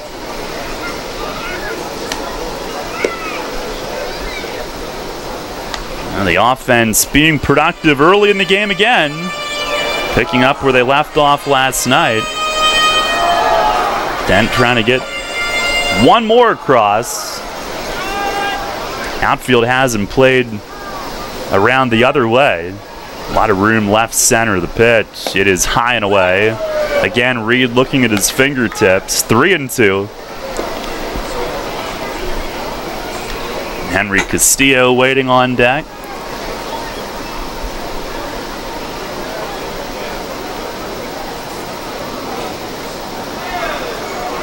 Now Reed ready to go.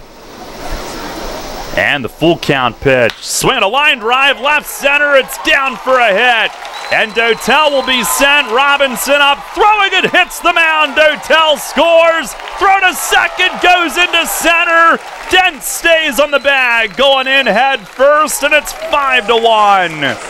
RBI single into left center field. It's a 3-run inning for the Revs. And Dent brings another one home with a 2-out hit. It's important to cash in on at least one more right there. 2-out runs are big. Well, that's going to be it for Reed now. Shocking to see him get roughed up like this, and not shocking to see the Revs hit the ball like the way they're doing. But for Reed, who's had so much success against the Revs, this was not what at least I expected going into the game. But the Revs just took what they were given. Reed was around the plate. They've made a lot of contact tonight. He only struck out 2 batters. Taking advantage of opportunities. That's what this team has done so well in the games that they've won. There's been a lot of games where there's just been ways too many games this year where, you look at it and say, oh, that should have been a win. But right now, the Revs over the last couple days, a fire's been lit under them, and they're taking advantage of the opportunities, not letting things slip away. Well, we said there was a lot of room in left center. That's right where Dent hit it for the RBI single. And a 5-1 lead. Pitching change brought to you by Maple Donuts. Here with 2 outs in the third.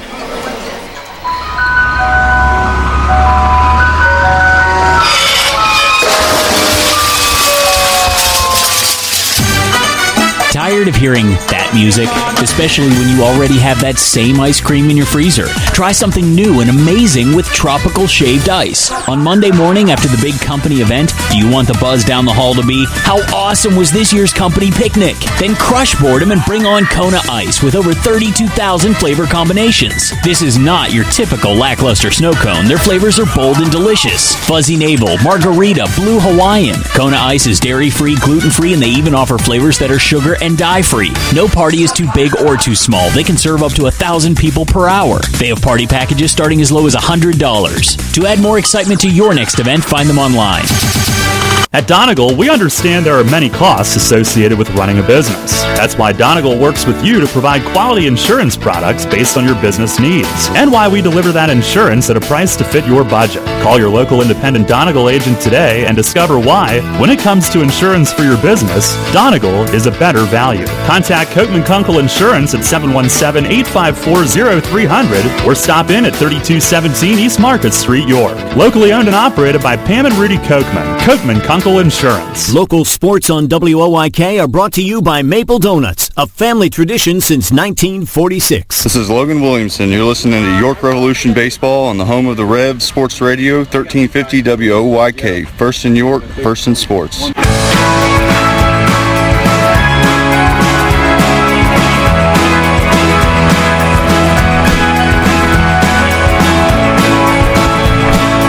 Revs a 5-1 lead.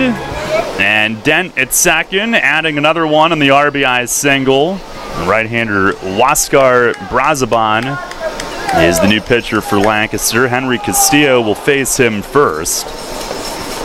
He's struck out looking his first time up. And Brazaban with the pitch, swing and a foul tip off the glove of De La Rosa. Brazaban 1-3, 0.89 ERA in 26 outings. 30 in the third innings, about a hit per inning, but only 3 earned runs, 3 unearned. 16 walks, 28 Ks. On the pitch, swinging a bouncer foul, first base side. Right past Robert Carson, who never misses a chance to coach first. He seems to really enjoy it. And great to hear that they don't think there's anything wrong with when he left the game early last night. So he had some numbness in one finger, but checked out fine. Pitch here is swung on, bounce to first. Oh, Hobson makes the pick. Sweeping the glove upward on a backhander to pick the short hop. Takes it to the bag himself, but the Revs with 3 in the inning, they knock out the starter. 3 hits, 1 error, 1 left. We go to the 4th. Michael with the play-by-play. The Revs with a 5-1 lead.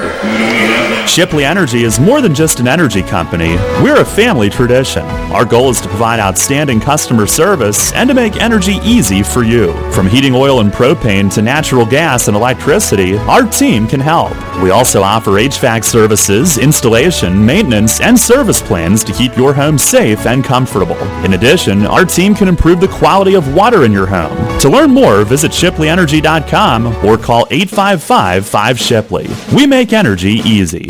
You trust AAA to work at every mile. But AAA doesn't just cover your car. They can also cover your home. AAA Home Insurance protects every square foot. And when you add AAA Home Insurance to AAA Auto Insurance, you get more protection and more savings.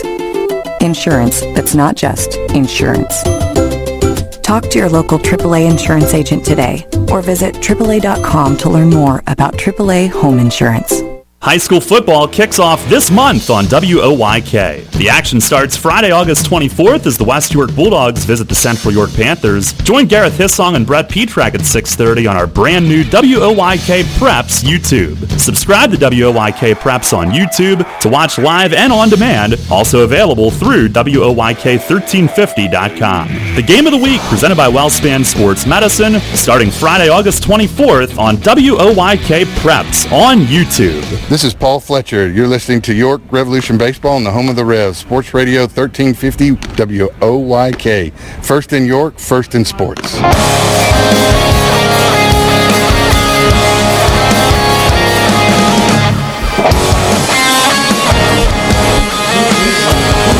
5-1 lead for the Revs. Top of the 4th inning from PeoplesBank Park. Michael Marcantini and Darryl Henry with you on the call. The Revs got to Nate Reed tonight early and often. They chased the lefty from the game after just 2 2/3 innings. Reed had won his previous 4 starts this year against the Revs. But it is the Revs who got 5 runs on 6 hits against him. And now Troy Terzi back to work in the top of the 4th. He starts Casey Hobson off with the ball inside. It's 5-1 Revs here in the away half of inning number 4. 2 in the first for the Revs. Alonzo Harris with a solo homer to lead things off in the bottom of the first. 1-0 to Hobson, popped up. Left side of the diamond, Castillo, the third baseman, under it in the infield grass. He makes the catch off to his side. And on 2 pitches, Troy Terzi has out number 1 here in the 4th. Hobson now 1 for 2. And after Harris hit that solo home run to lead off, which was his 6th all-time for his Revs career. Most leadoff homers in a Revs career for any player. Revs tacked on another. Telvin Nash had an RBI double. The Revs then got 3 runs in the 3rd inning. Harris started the scoring off with another leadoff home run, his 2nd homer of the game. Dotel an RBI groundout, Dent a 2-out RBI single. 1 Lancaster run came in the top of the first. It's 5-1 now. First pitch to the catcher Anderson De La Rosa is over for a strike. Fastball in at 86 from Terzi.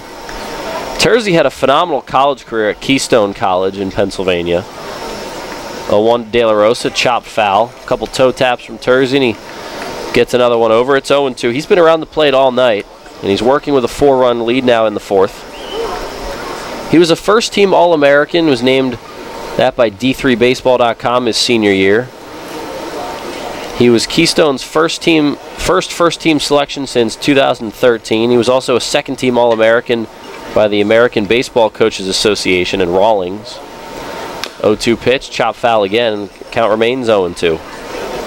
Finished his career at Keystone College 18-1 with a 2.16 ERA. That over 2 seasons. Spent his junior and senior years there. Similar numbers in both years. Went 9-1 as a senior, 9-0 as a junior. Microscopic 1.85 ERA his senior year. 0-2 pitch to De La Rosa. Hot shot past the diving Castillo at third into the left field corner. Dotel will play it on the carom. Digging for 2 is De La Rosa. Throw goes into third. A stand-up double for the backstop of the Barnstormers. A 1-out knock. 2nd double allowed in the game. 3rd double allowed in the game by Terzi. So here's the K-man Vladimir Frias. He flew out to center his first time up. He's 0 for 1.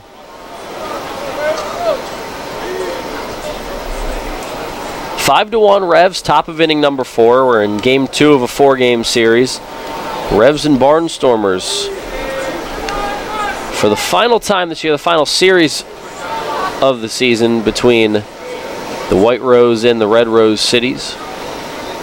Here's Frias with a man on 2nd and 1 out. First pitch popped him up foul territory, 3rd base side, but that one's going to get out of play.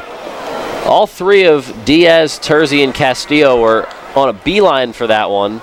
And the ball landed a little bit behind where the on-deck circle is on the 3rd base side, a couple rows into the seats.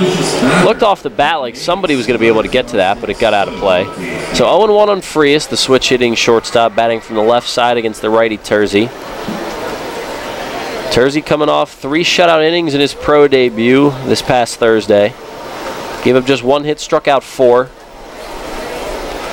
He was a strikeout pitcher in college. 94 strikeouts in 92 2/3 innings his senior year. Walked only 28.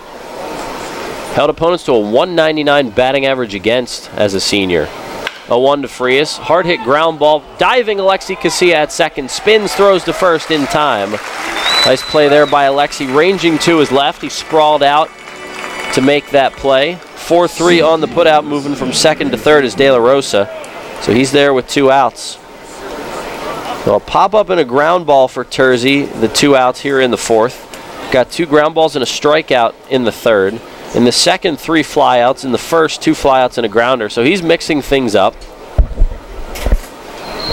The strikeout pitch has not been his thing tonight, but he is pounding the strike zone, getting ahead, keeping guys off balance. Now we go back to the top. Here's Darian Sanford, who's grounded to Casilla twice. He's 0 for 2.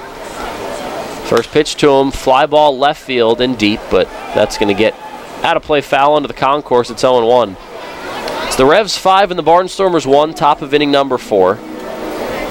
Anderson De La Rosa, who doubled with 1 out, is on third after the ground out from Frias, and Sanford at the dish with 2 outs. The lefty speedster digs back in, chokes up on the bat. The 0-1 shows bunt, and he's going to drag one out to second. Casilla has it, barehand, backhand flip. It won't be in time. An infield bunt single, and that'll bring a run home. It's now a 5-2 game. So Darian Sanford drops a bunt down with 2 outs. Terzi slipped trying to cover that off the mound. Casilla, who was in, couldn't get to it in time. He actually picked it up, flipped across his body, kind of did a spin, did kind of a 180 there and tried to flip it to Nash. The throw went to Nash, the flip, but too much hang time and Sanford beat it. So that's what it takes for the Barnstormers to get a run against Terzi here in the 4th inning. It's now a 5-2 game. That brings up Tyler Bortnick.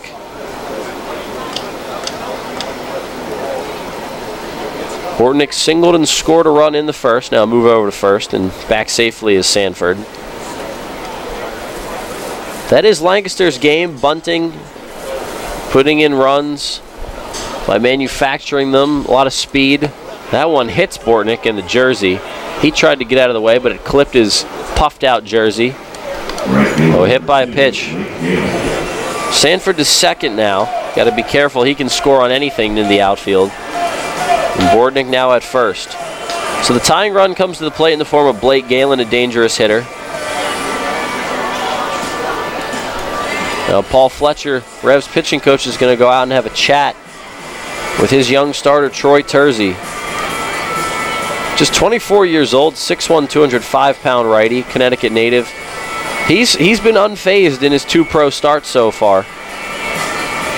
He's given up 2 runs on 6 hits so far tonight, but it took a bunt base hit to get that 2nd run in. Well, the meeting with Fletch is over. Roger Diaz, the catcher, back to home plate. Blake Galen at the dish. Galen's been awesome all season for the Barnstormers. He's been their all-around best player, hitting .293 with 22 homers and 73 RBIs coming in. 2 outs and runners at 1st and 2nd in the top of the 4th. It's 5-2 Revs, each team with 6 hits. Stormers with an error, the Revs with no errors. Here's Blake Galen stepping in. Castillo, the 3rd baseman, is even with the bag at 3rd, about a body length off the 3rd base line. Dent deep at short. Casilla deep at 2nd. Nash a couple steps behind the 1st base bag, not holding on Bortnick.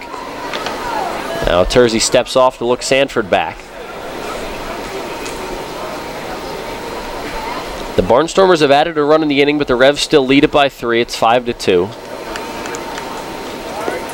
Terzi looks at 2nd again. Sanford, now he takes off at 3rd. Double steal, no throw from Diaz. Sanford picks up 3rd, and Bortnick to 2nd. So 2 stolen bases now for the Barnstormers, and you had to figure sooner or later they were going to try to swipe some bags. Hadn't had one to this point in the game. They were 6 for 6 in stolen base attempts last night. They've run all over Roger Diaz and this Revs pitching staff. 1-0 now with 2nd and 3rd. Galen chops one foul down the 1st base line. It's 1-1. Stolen base number 62 on the year for Darian Sanford. He's now 62 for 82 in stolen base attempts, I should say. And for Bortnick, that's his 16th bag. He's 16 for 21. Here's Terzi's 1-1 pitch to Galen, over for a ball. Well, it looked like it was over the plate, did not get the call. That looked like a slider right there. So 2-1 the count on Blake Galen. Sanford at 3rd, Bortnick at 2nd, 5-2 lead for the Revs in the 4th. Here's the pitch, change up, they'll appeal, no swing, says 3rd base umpire Jorge Terran. Terzi's been squeezed on a couple pitches here in the inning, even more so in the 3rd when he worked out of a bases-loaded 2-out jam. 3-1 on Galen. 1st base is open. Jimmy Paredes waiting on deck. The pitch. Off the end of the bat, chopper to Nash at 1st. He'll take it to the bag himself, calling off Terzi, and the inning is over. The Barnstormers do get 1, but they also strand 2 in the inning. 1 run on 2 hits, no errors, and 2 left. After 3.5, we'll go to the bottom of the 4th. It's the Revs 5 and the Barnstormers 2.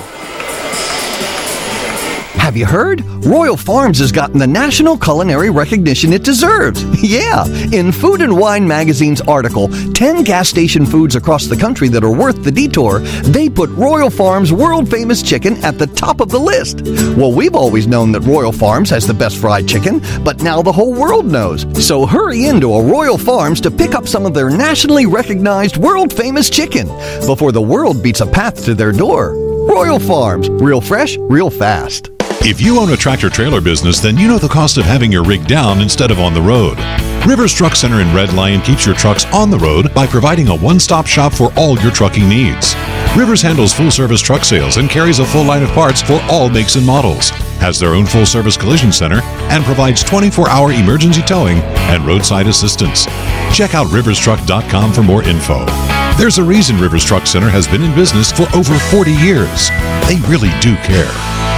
It is easy being green. In York County, trash is safely managed at a waste-to-energy facility where it is used as fuel to produce electricity. The electricity generated from trash is enough to power 20,000 homes. That's enough to light the entire city of York. Learn more at www.ycswa.com. Garbage is power.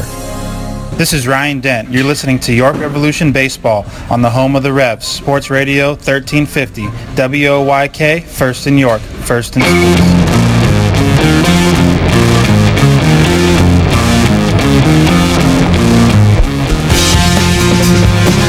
Revs lead the Barnstormers 5-2, bottom of the 4th inning. The Stormers got one more run in the top of the 4th on Darian Sanford's 2-out bunt base hit that brought in Anderson De La Rosa from 3rd. So it's a 5-2 Revs lead, each team with 6 hits after 3.5. Here's Roger Diaz, the 8-hitter, to lead things off against Huáscar Brazuban, who came in to get the final out of the 3rd inning for Nate Reed, who lasted just 2 2/3, gave up 5 runs.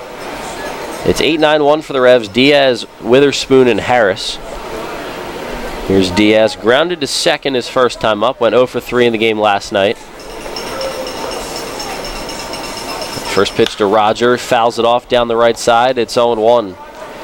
Well, Brazuban, a guy who was not with the Barnstormers on opening day, but joined the team shortly after. He now looking to eat some innings. 1-3 with an 0.89 ERA in 26 games. He's been awesome.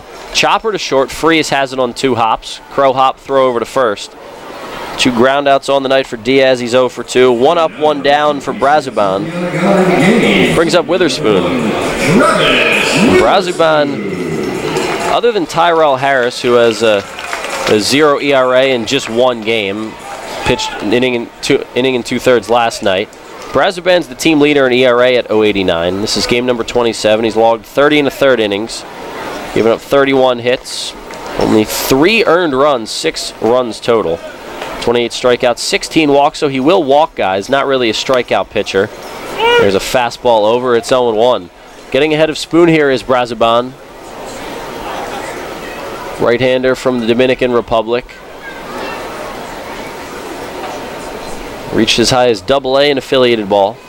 0-1 pitch. Spoon swings through a changeup there. It's 0-2. 1 out in the inning, no one on. 5-2 Revs lead, home half of the 4th. Alonzo Harris, 2 solo homers in this one. Troy Terzi, 4 good innings of 2-run ball tonight. Those are the storylines for the Revs. 0-2 to Spoon. Chopper to second base. Bortnick is there. He'll handle it on 2 high hops. Spoon is retired. Throw over to Hobson at the bag. 4-3 on the putout. Now back to the top here is Alonzo Harris, who for the first time tonight is not leading off an inning, but he is hitting with the bases empty once again. Took a 3-0 Nate Reed pitch in the top of the 3rd inning out to the left center. That one was deep. The homer to lead off the bottom of the 1st was a wall scraper. Barely got over the wall, but it did get over, and that's all that counts. So 2 homers in the game for Alonzo. He is now 9 for his last 19, has hit in 5 straight. Really coming on strong here for the Revs. First pitch from Brazuban, a slider that misses inside. It's 1-0. Revs lead at 5-2, bottom 4. And Harris on this 5-game hitting streak now has 5 RBIs in his last 2 games on it. Big swing there. He wanted home run number 3. It's 1-1. He's raised his season batting average from 195 to 259 coming in, now at 263. That's in just 5 games. 2 outs and no one on for him. Now 3 home runs on the year with the 2 tonight. 1-1, inside-out swing, fouls it out of play. It's 1-2. Brazuban looking for the second 1-2-3 inning of the night for Stormers pitching. Nate Reed worked a 1-2-3 second inning in between giving up 2 runs in the first and 3 in the third. Revs looking to tack on. Harris maybe the hottest hitter on the team over the last 5. And Brazuban steps off. He was set, but now he'll go to the rosin bag behind home plate. And it's 1-2 still on Zoe. He taps the plate, ready to go, bat on his shoulder. Brazuban pitch, 1-2, line drive over the head of Frias into left, a base hit. Back-to-back nights with a 3-hit game for Alonzo Harris. He is red hot. Now 10 for his last 20 and even 500 batting average over his last 5. Have a night, kid. 2 games in a row. Alonzo Harris swinging it with authority. Did not get a home run there, but he'll take a 2-out single. He's on first. With his speed, he could be on second, maybe even third in just a minute or so. Brings up Alexi Casilla, infield single his last time up. Boy, Harris smoked that ball. All 3 balls hard hit, the 2 homers, and now the single. Short lead off first, Hobson's holding him on. Big hole on the right side for Casilla. The third baseman, Paredes, is even with the bag off the line. Pitch, fastball outside, it's 1-0. 5-2 lead for the Revs, bottom 4. 2 in the first, 3 more in the third. Alexi Casilla scored one of those runs in the third. Leads the team in multi-hit games this year. We'll see if he can get another with a knock here. And the 1-0, Harris takes off for second. Casilla shoots one down the left field line, but foul into the Barnstormers bullpen. It's 1-1. Zoe probably had that base stolen, and it's not often that he gets caught. He's only been caught stealing once this year. In his season debut, Harris stole 4 bags. He was 4 for 4, walked 3 times in that game. Did not get a hit, but found a way to impact the game and scored 3 runs.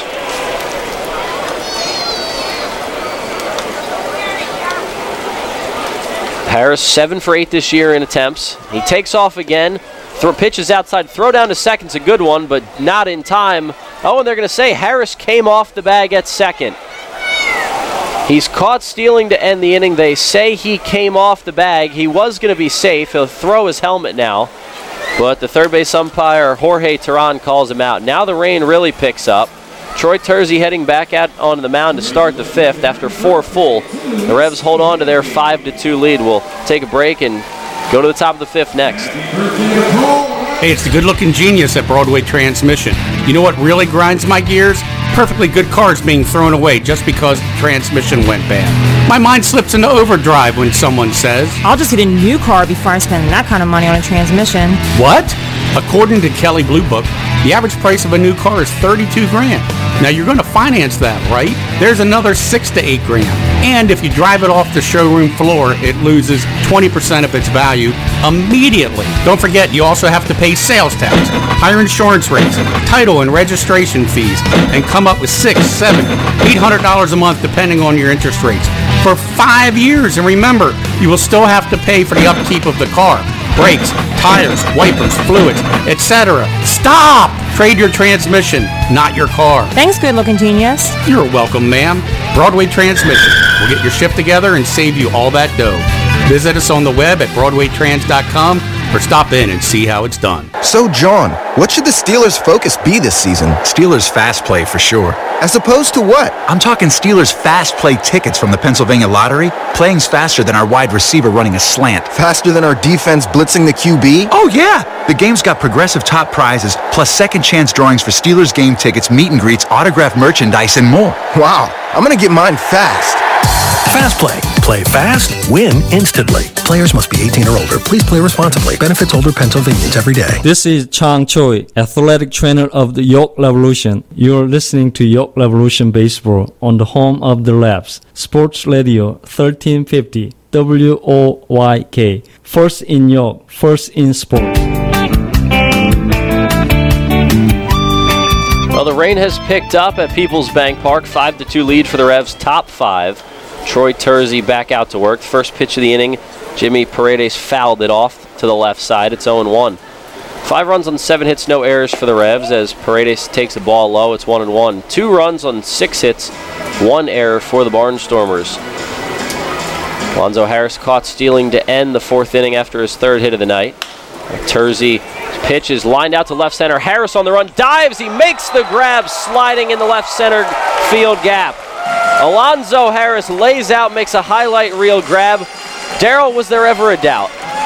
Nope, no doubt whatsoever. Took off like he was shot out of a cannon and sliding like a slip and slide out there, and what a big first out. You're counting him, trying to get 2 more. Forget tarp sliding, that's more fun out there. Alonzo Harris, an excellent grab. And like I said, well, that's Travis Witherspoon in center, not Alonzo Harris, so that's Witherspoon. So he does that. Harris is in right tonight, but it's almost routine for Spoon out there. Well, 0-1 the count. Here's the pitch to the next batter, Ryan Castile, the DH. It's 0-2, so Spoon, not Harris out there. They've both made that play. I mean, what are you going to do? They're both outstanding. Can't go back and redo the call, so whatever. 0-2 pitch to Castile, broken bat, fly ball, right center. Now that's Harris. He makes the routine grab, 2 outs here in the top of the 5th. The Revs only need 1 more out for this game to be official, because they are leading here in the 5th. So because of that, it would only need to be 4.5 to be official, because the Revs do have the lead and they are the home team. Now with 2 outs and no one on, here's Trayvon Robinson. The rain continues to fall. Nothing crazy here. The Revs lead at 5-2. We're in the top of the 5th. Terzi looking to make it through 5 and qualify for the win. It would be his first professional victory. First pitch to Trayvon is a ball up. It's 1-0. Fastball at 82 there from Terzi. Now it is a steady rain. Everybody's taking cover at the ballpark. Fastball outside there. It's 2-0.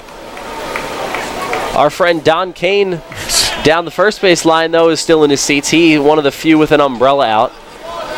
Beverage in hand, I'm sure. It's going to take a lot to get Don out of his seat. Remember we were in Lancaster, and he sits over by the Revs dugout on the third base side. It didn't matter. No umbrella, no jacket. Was sitting in the rain, enjoying the game.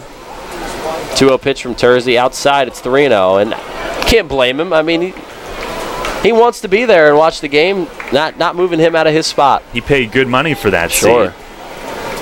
3-0, 2 outs and no one on. Here's Terzi's offering to Robinson. That one's over for a strike. It's 3-1. Revs up by 3. 2 in the second, 3 in the third. The Barnstormers got 1 in the first, 1 in the fourth. 3-1, that's outside, ball 4. So Terzi walks another as the rain picks up now a little bit. Play will continue. And now they're going to call for it, it looks like. The third base umpire, Jorge Terran, is going to call for the tarp. Troy Terzi is upset with that decision.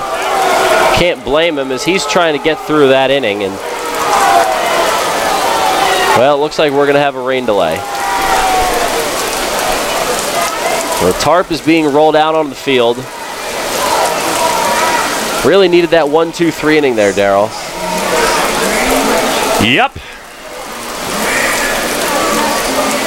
That was Carlos Dano's decision. And the first base ump who said no more.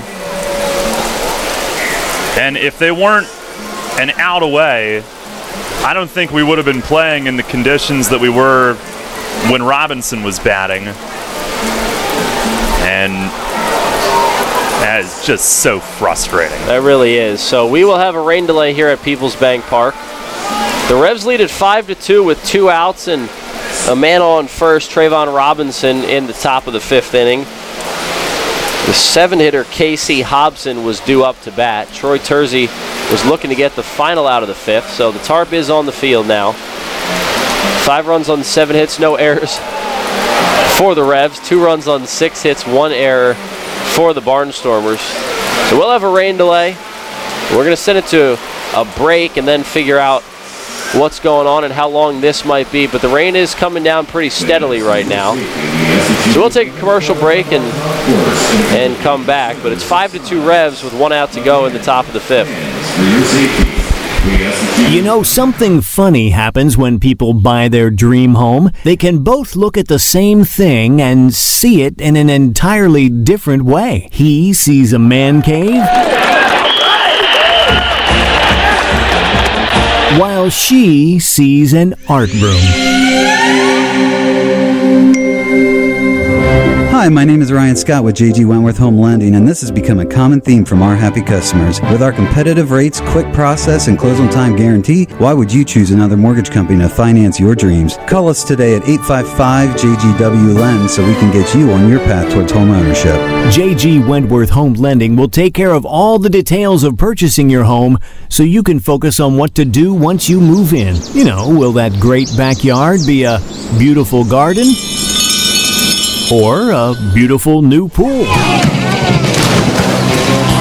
Yeah, that's one detail we'll leave up to you. Call 855-JGW-LEND today. Mortgage loans offered by J.G. Wentworth Home Lending, LLC, 3550 Commission Court, Woodbridge, Virginia, NMLS ID 2925, NMLSConsumerAccess.org, Equal Housing Lender. When you work with an independent insurance agent, you put the power of choice to work for you. Independent agents know several companies and their coverages, which means more options. And because companies like Donegal Insurance Group use the independent agent system, you not only get quality insurance, you also save money. The independent insurance agent system. Discover the power of choice.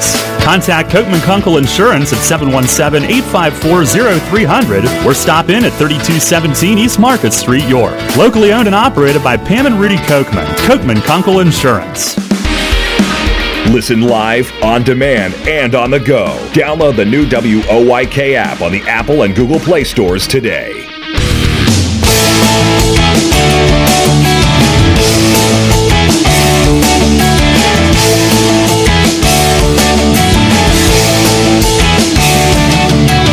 Well, another rain delay here at PeoplesBank Park, something we've said all too often throughout the summer. Michael Marcantonini and Darryl Henry with you on the broadcast. The Revs lead the Stormers 5-2 in the top of inning number 5. Troy Terzi got the first 2 batters out in the 5th. A line out to center and a fly out to right, but then walked Trayvon Robinson on 5 pitches. That brought up Casey Hobson, and before Terzi could attempt to get the final out of the inning, the tarp was called for. The rain picked up quite a bit, and this game is not official. It's 1 out from being official. The Revs have the lead. They don't have to bat in the bottom of the 5th for it to be official, but they do need to get the final out in the top of the 5th. So as the rain continues to fall, we are in a delay. But Darryl, it's frustrating on so many fronts there because the Revs have had trouble in rain-shortened games. They finally have a lead in one that's going to a rain delay, but it's not official, and it's only 1 out from being official.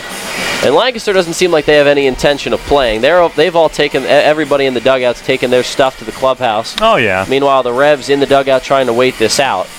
But I don't know what you can do. Mother Nature just not cooperating.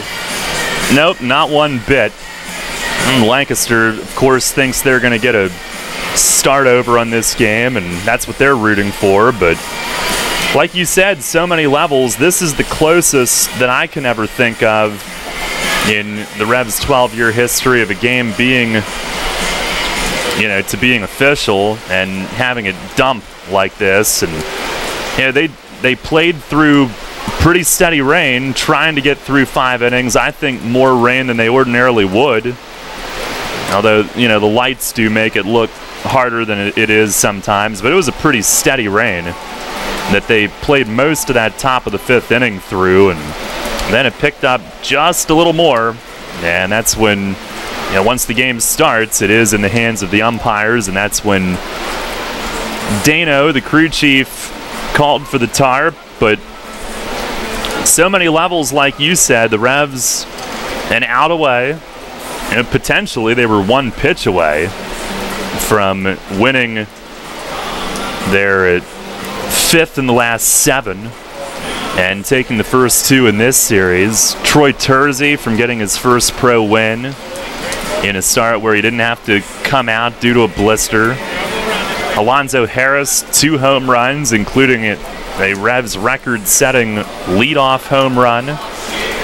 So there's a lot of guys on the Revs side, anyway, that do not want to see this game wiped away and vanish into thin air, but now we're at the hands of Mother Nature, which could be the title of this entire season, at the hands of Mother Nature, and I don't know how long this is going to last. It looks like it's going to be a lengthy delay because they'll have to do a lot of work to the field to get it ready to play again. They got the tarp on pretty quickly. There's not a lot of water on the infield from the rain that did fall before the tarp was on, but we're going to send it back to NBC Sports and take an extended break, because it will be an extended break here. Got to imagine it's going to be, I'd say, at least an hour, which has been all too often has been the case this season. But we will send it to NBC Sports. It's 5-2 Revs in the top of the 5th, 1 out away from this game being official. We'll send it to break and give you some updates when and if we can. So enjoy NBC Sports Radio while we wait out this rain delay.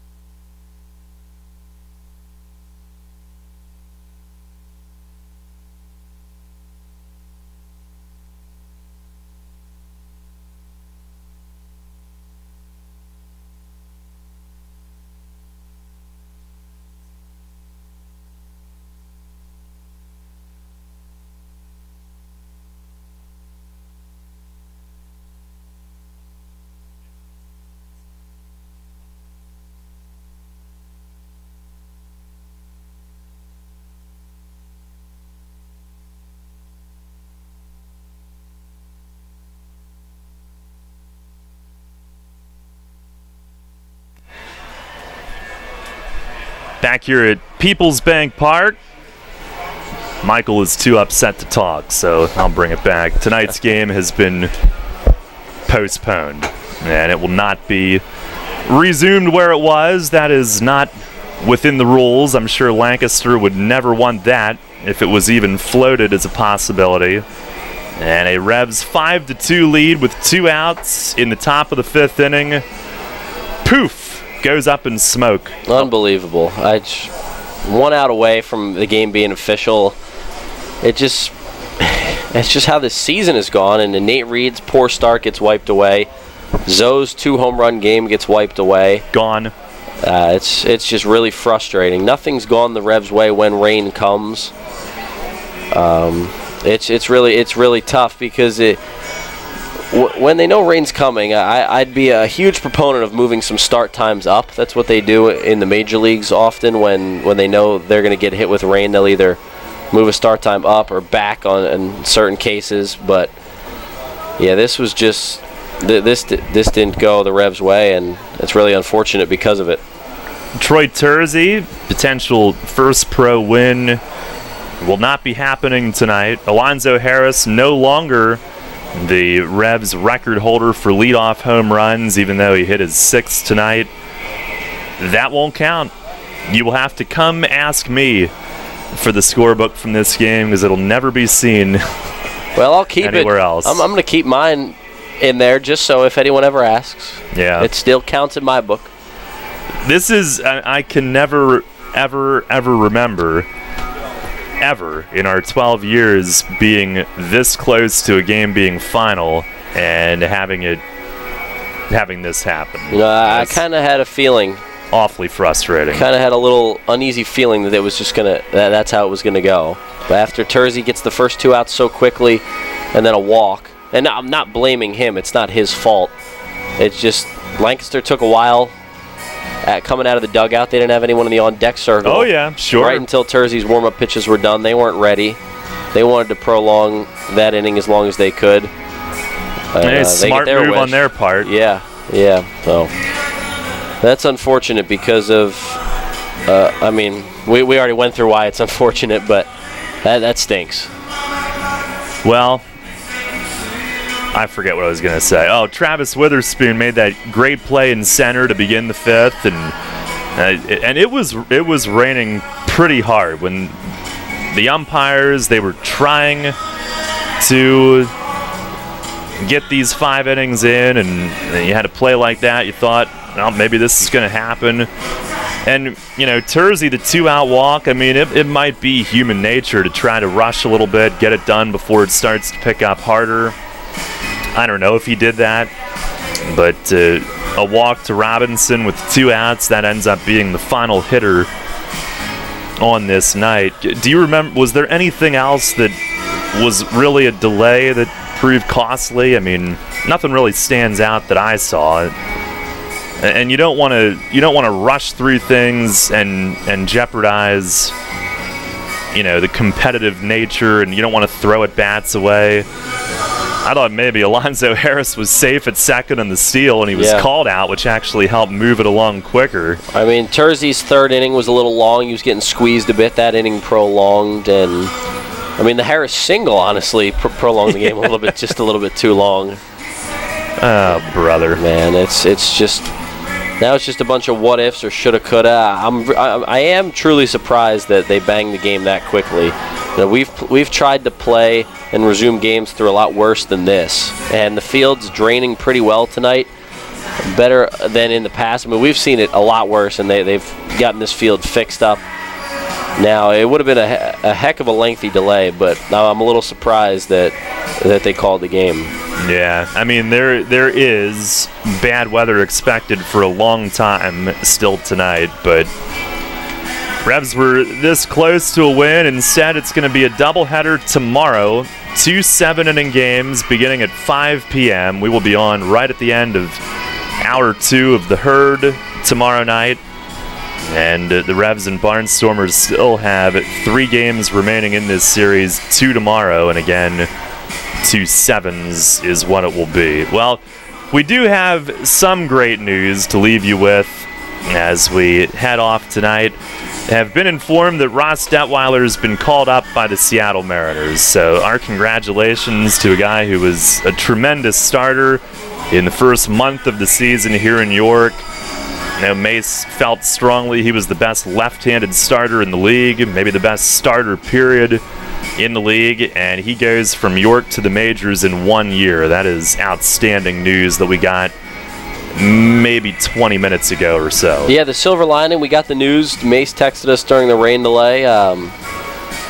As soon as I saw it, I was beaming with excitement. Really happy for Ross. Was awesome to talk to, awesome to watch pitch during his short time in York, about a month. He was awesome. Just came in here knowing that he wasn't at a point in his career where he was ready to hang it up. He knew he had some left in the tank. Things didn't go well the past 2 years at the major league level, and also in the minor leagues. He was getting hit around, and took the rest of last year off. Came back in affiliated or in independent ball this year, and just went to work. It was all business for Ross. He was awesome, and it's awesome to see him finally getting the call, because he made a handful of starts in AAA for the Mariners, and something finally comes up where they needed a guy to bring up, and it's him. So it's awesome. Really feel good for Ross, and pretty cool for this organization to have another guy go from the Revs to the show.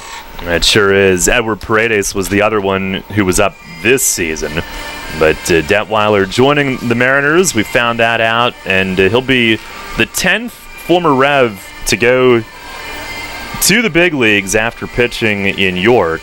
As a matter of fact, let's see, Tyke Redmond went in the same year, Sean Hill went in the same year, Julio DePaula in the same year. So Detweiler will be the 4th to do it during the same season. But our congratulations to him, and we'll have more on that certainly tomorrow. I'm sure we'll have Mace's program in between games tomorrow night. We'll leave you with a quick York-Mitsubishi Atlantic League scoreboard. Long Island at Southern Maryland was postponed as well. Sugar Land has a 3-1 lead in the 6th inning at Somerset, and the Road Warriors are up 5-2 at New Britain in the bottom of the 8th inning. At least that game is somewhat good news for the Revs if the Road Warriors can hang on. But that was our score tonight, 5-2 with 2 outs in the 5th, but it all goes for naught, as tonight's game is called due to rain. So that's a wrap on this one. We'll be back with you tomorrow night. Roughly 4:55 is when we'll hit the air. Doubleheader here in, on a Wednesday night at PeoplesBank Park. 2 7-inning games beginning at 5. And we hope you can join us then. For Michael Mark Antonini in the booth with me, Daryl Henry saying so long from PeoplesBank Park. Not quite enough tonight. Revs with a 5-2 lead. Called off with 2 outs in the top of the 5th inning. Thanks for sticking with us. We'll talk to you tomorrow. Roughly 4:55 our airtime. Right here on Sports Radio 1350 WOYK.